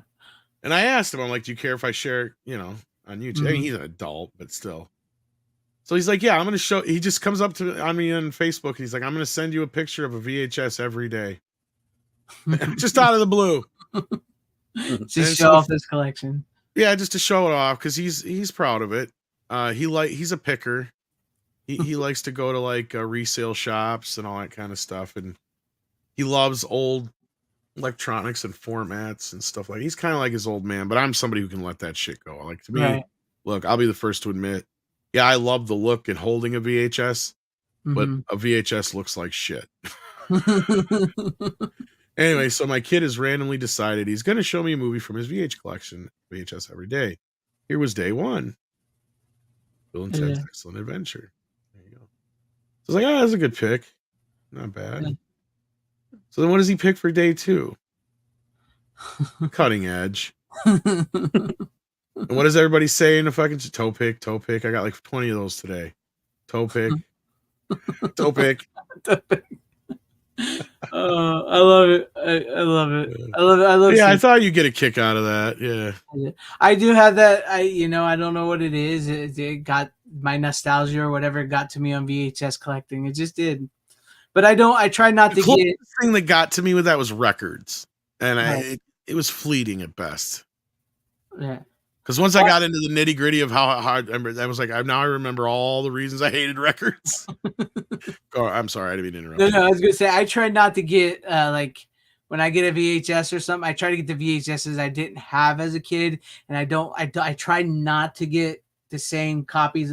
Like I do have, I have like the Scream on VHS and I have the Scream on the 4K, but I try not to double. You know what I mean? I try to get it like VHSs that are hard to find or that I never had, and where I don't have multiple copies of the same movie over and over.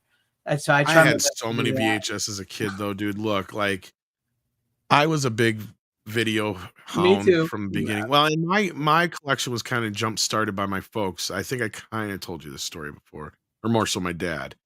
Because like my first VHSs I ever got were for Christmas one year, and that was like Popeye, and I can't even remember what the other two were, but they were all Paramount films. And then maybe it was Beverly Hills Cop and something else, I can't remember. But then my dad used to bring home movies every week before they'd come out from where he worked, but because the headquarters was in town there, and he was one of the guys that would go and set up gas pumps. It was a chain of gas stations. They were one of the first ones to get into video rentals. And it was such a big deal back then that like if a video machines were so expensive that if a video was fucked up, they wouldn't rent it out, because the last thing they needed was somebody to accuse them of their videotape fucking up somebody's machine and have to pay $600, $700, $800 and $1985 to replace somebody's machine. So they would just let the employees take those tapes home. We're talking brand new fucking movies where sometimes there would be hardly anything wrong with them. Like literally most of the time, the bad stuff would be right in the beginning of the tape. So I mean, I had movies that I shouldn't even be seeing at that age, but like, everything from like Death Wish 2, fucking National Lampoon's Vacation, just all sorts. My dad would bring home just a stack of movies at a time. So that kind of jump started our video collection and kind of ended up becoming my de facto video collection. And then I just kept adding to it and adding to it and adding to it. And I had a deal with one of the local, the grocery store that I worked for on and off every few summers as a kid and up till adulthood, early adulthood, obviously. Where their video section, what she would do, the lady that ran it, she would she would sell me their used version, whatever the cost was for a new one. Mm-hmm. But if I wanted a new version, she would charge me an extra on top of it. So I always had the choice. I could either pay, $15 to get a new copy of Critters, or I could pay $6 or $7 or $8 and get the used copy, and then she just replace the other one with the new copy. Right. If it rented enough for her to justify that.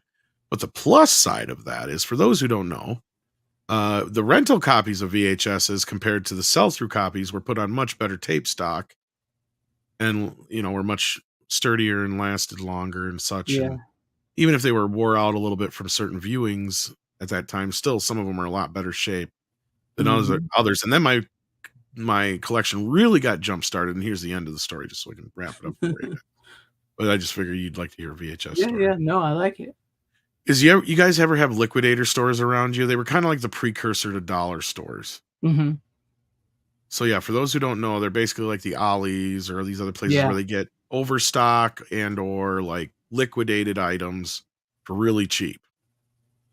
So like that's a lot of times that's where like I'd get stuck with really cheap, bad old toys.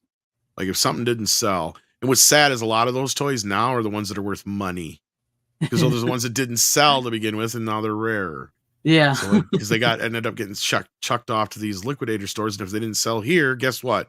They just get tossed. Because like these guys would pay like a few cents a piece for these things and sell them for a quarter. You know what I mean? Like that's what we're talking about here.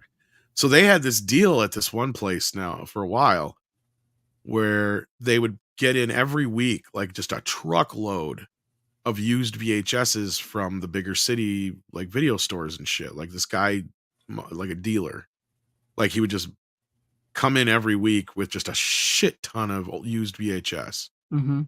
And so I think it was like 3 for $10 is what it was. And my mom, I like swear she's like, I hate saying it like this, but like she was always had a nose for like deals and stuff like that. So she would just, I knew how to take advantage of it. Let's say that's what I was trying to say. I knew how to work my mom to get what I wanted. Yeah, it's like, but it's on sale, mother. That's like it's her. And then her eyebrow would turn up. Okay, well now we're talking. So yeah, and it was even a better deal the more you bought. Like you bought like 5, it was like even cheaper than that. Like you get to a point where if we could find a good stack of them, you were getting them for like $2.50 a piece at one point. We did the math. So like that was like the max out. So like she would say, well, that's the max if we found a certain amount, but then that's it, because she wouldn't go any farther because that's the only deals we're getting on. And we're not getting a deal on any more than that, So. Right. But yeah, so we'd come home literally like stacks of 20 tapes. I think it was, because I think it was 20 for 35 or something like that. Because I want to say it was somewhere where it evened out somewhere like $2 or $2.50 a tape, or real cheap a tape. And you guys out there in the chat, you're just like, whatever, because you can walk into any thrift shop now and get them for a quarter. You don't understand how cheap that was for a fucking videotape. Right back in the day, that's cheap. That was cheap. So like a lot of my collection got built up by that shit. And at that point you had a lot of blind buys too. Mm-hmm. So like, I mean, there was sometimes just so I could, fill it out to where my mom would get the deal, and be like, well, you got to pick 2 more. Otherwise I don't get them for cheaper, Yeah. I'll find 2 more. Don't worry about that. I'll grab them. Yeah. Good times, man. Good. Yeah, times. but they had some good stuff in there sometimes. And sometimes they weren't even that far out of circulation either. So you'd have some movies that were only like a year or 2 old sometimes. 3 years old tops. I mean, they were usually more than that, but I mean, still some fairly newer releases in there, and you're just like, damn, for that cheap. Like I remember I got like Encino Man, I think, that way, and a couple other ones before you could even get them through sell-through and stuff like that. And they would get some Disney titles and shit sometimes. It was crazy. But, I think they either owned a store or he just bought them from a chain of stores, or however it worked out. But yeah, that's a good way to flesh out your collection back in the day. I just would like either pick them up from the video store or like whatever Walmart or whatever was close that was selling them. That's how I did it. Fuck, I remember walking into Blockbuster and thinking, oh, $12.99 for a used copy of Scream 2. That's a good deal. Yeah, right. Back in the day. Oh man. That's what got me. That's like now where we're at is like, now do the inflation on that for a minute. Right. It always seemed like when I would buy VHS, it would be like a $20 VHS, and then DVDs came Right. along, and it would be like $20 DVD. I'd just moving over to DVDs. Blu-rays came along, $20 Blu-ray. I mean, of course, I know when they first came out, they were a little more expensive, so it I took was a gonna say my while. first DVDs I bought were in the $40 range because it was Yeah, early on. right. We waited a little while for DVD. Yeah, I remember the cheap when they first went down. I was so fucking happy. Right. And then now we're I on remember full- the week it did too. I specifically remember the week it did. It was when Austin Powers, The Spy Who Shagged Me came out. They introduced that movie at 1999 across the board. And then they turned around and did Wild Wild West for $12.99. Nobody bought that. No, I bought it just because it was that cheap at that time. I'm like $12.99 for a brand new DVD when it's $2.99 to rent. Fuck it. Yeah. It may be a bad movie, but it's Yeah. another DVD in my collection. It turned out to be all right. It wasn't as bad as everybody said it was. All right. Well, Anyway, let's get the fuck out of here. Yeah, we dragged it out to 3.5 hours. I hope you guys enjoyed I this know. show. I'm punchy because I've been working so hard the last few days. That's Sorry. okay, man. It's good conversation. I think Steven's been sleeping for the last half hour. No, I'm good, man. This is why I like this show, man. I just let you guys talk, Oh, we're glad. No, I mean, I don't mean that. I don't mean that. No, we'll let them just run off. No, I like hearing your insights, man. And I was just along for the ride tonight, and I had just as much fun being up here on the panel as I'm sure everybody did in the chat. So, just as long as everybody enjoyed the show, I'm happy. Yes, sir. Yes, sir. And I hope everybody out in the chat and everybody at home watching really enjoyed. And as always, you don't have to go home, but you can't stay here. How you doing? Bitches leave.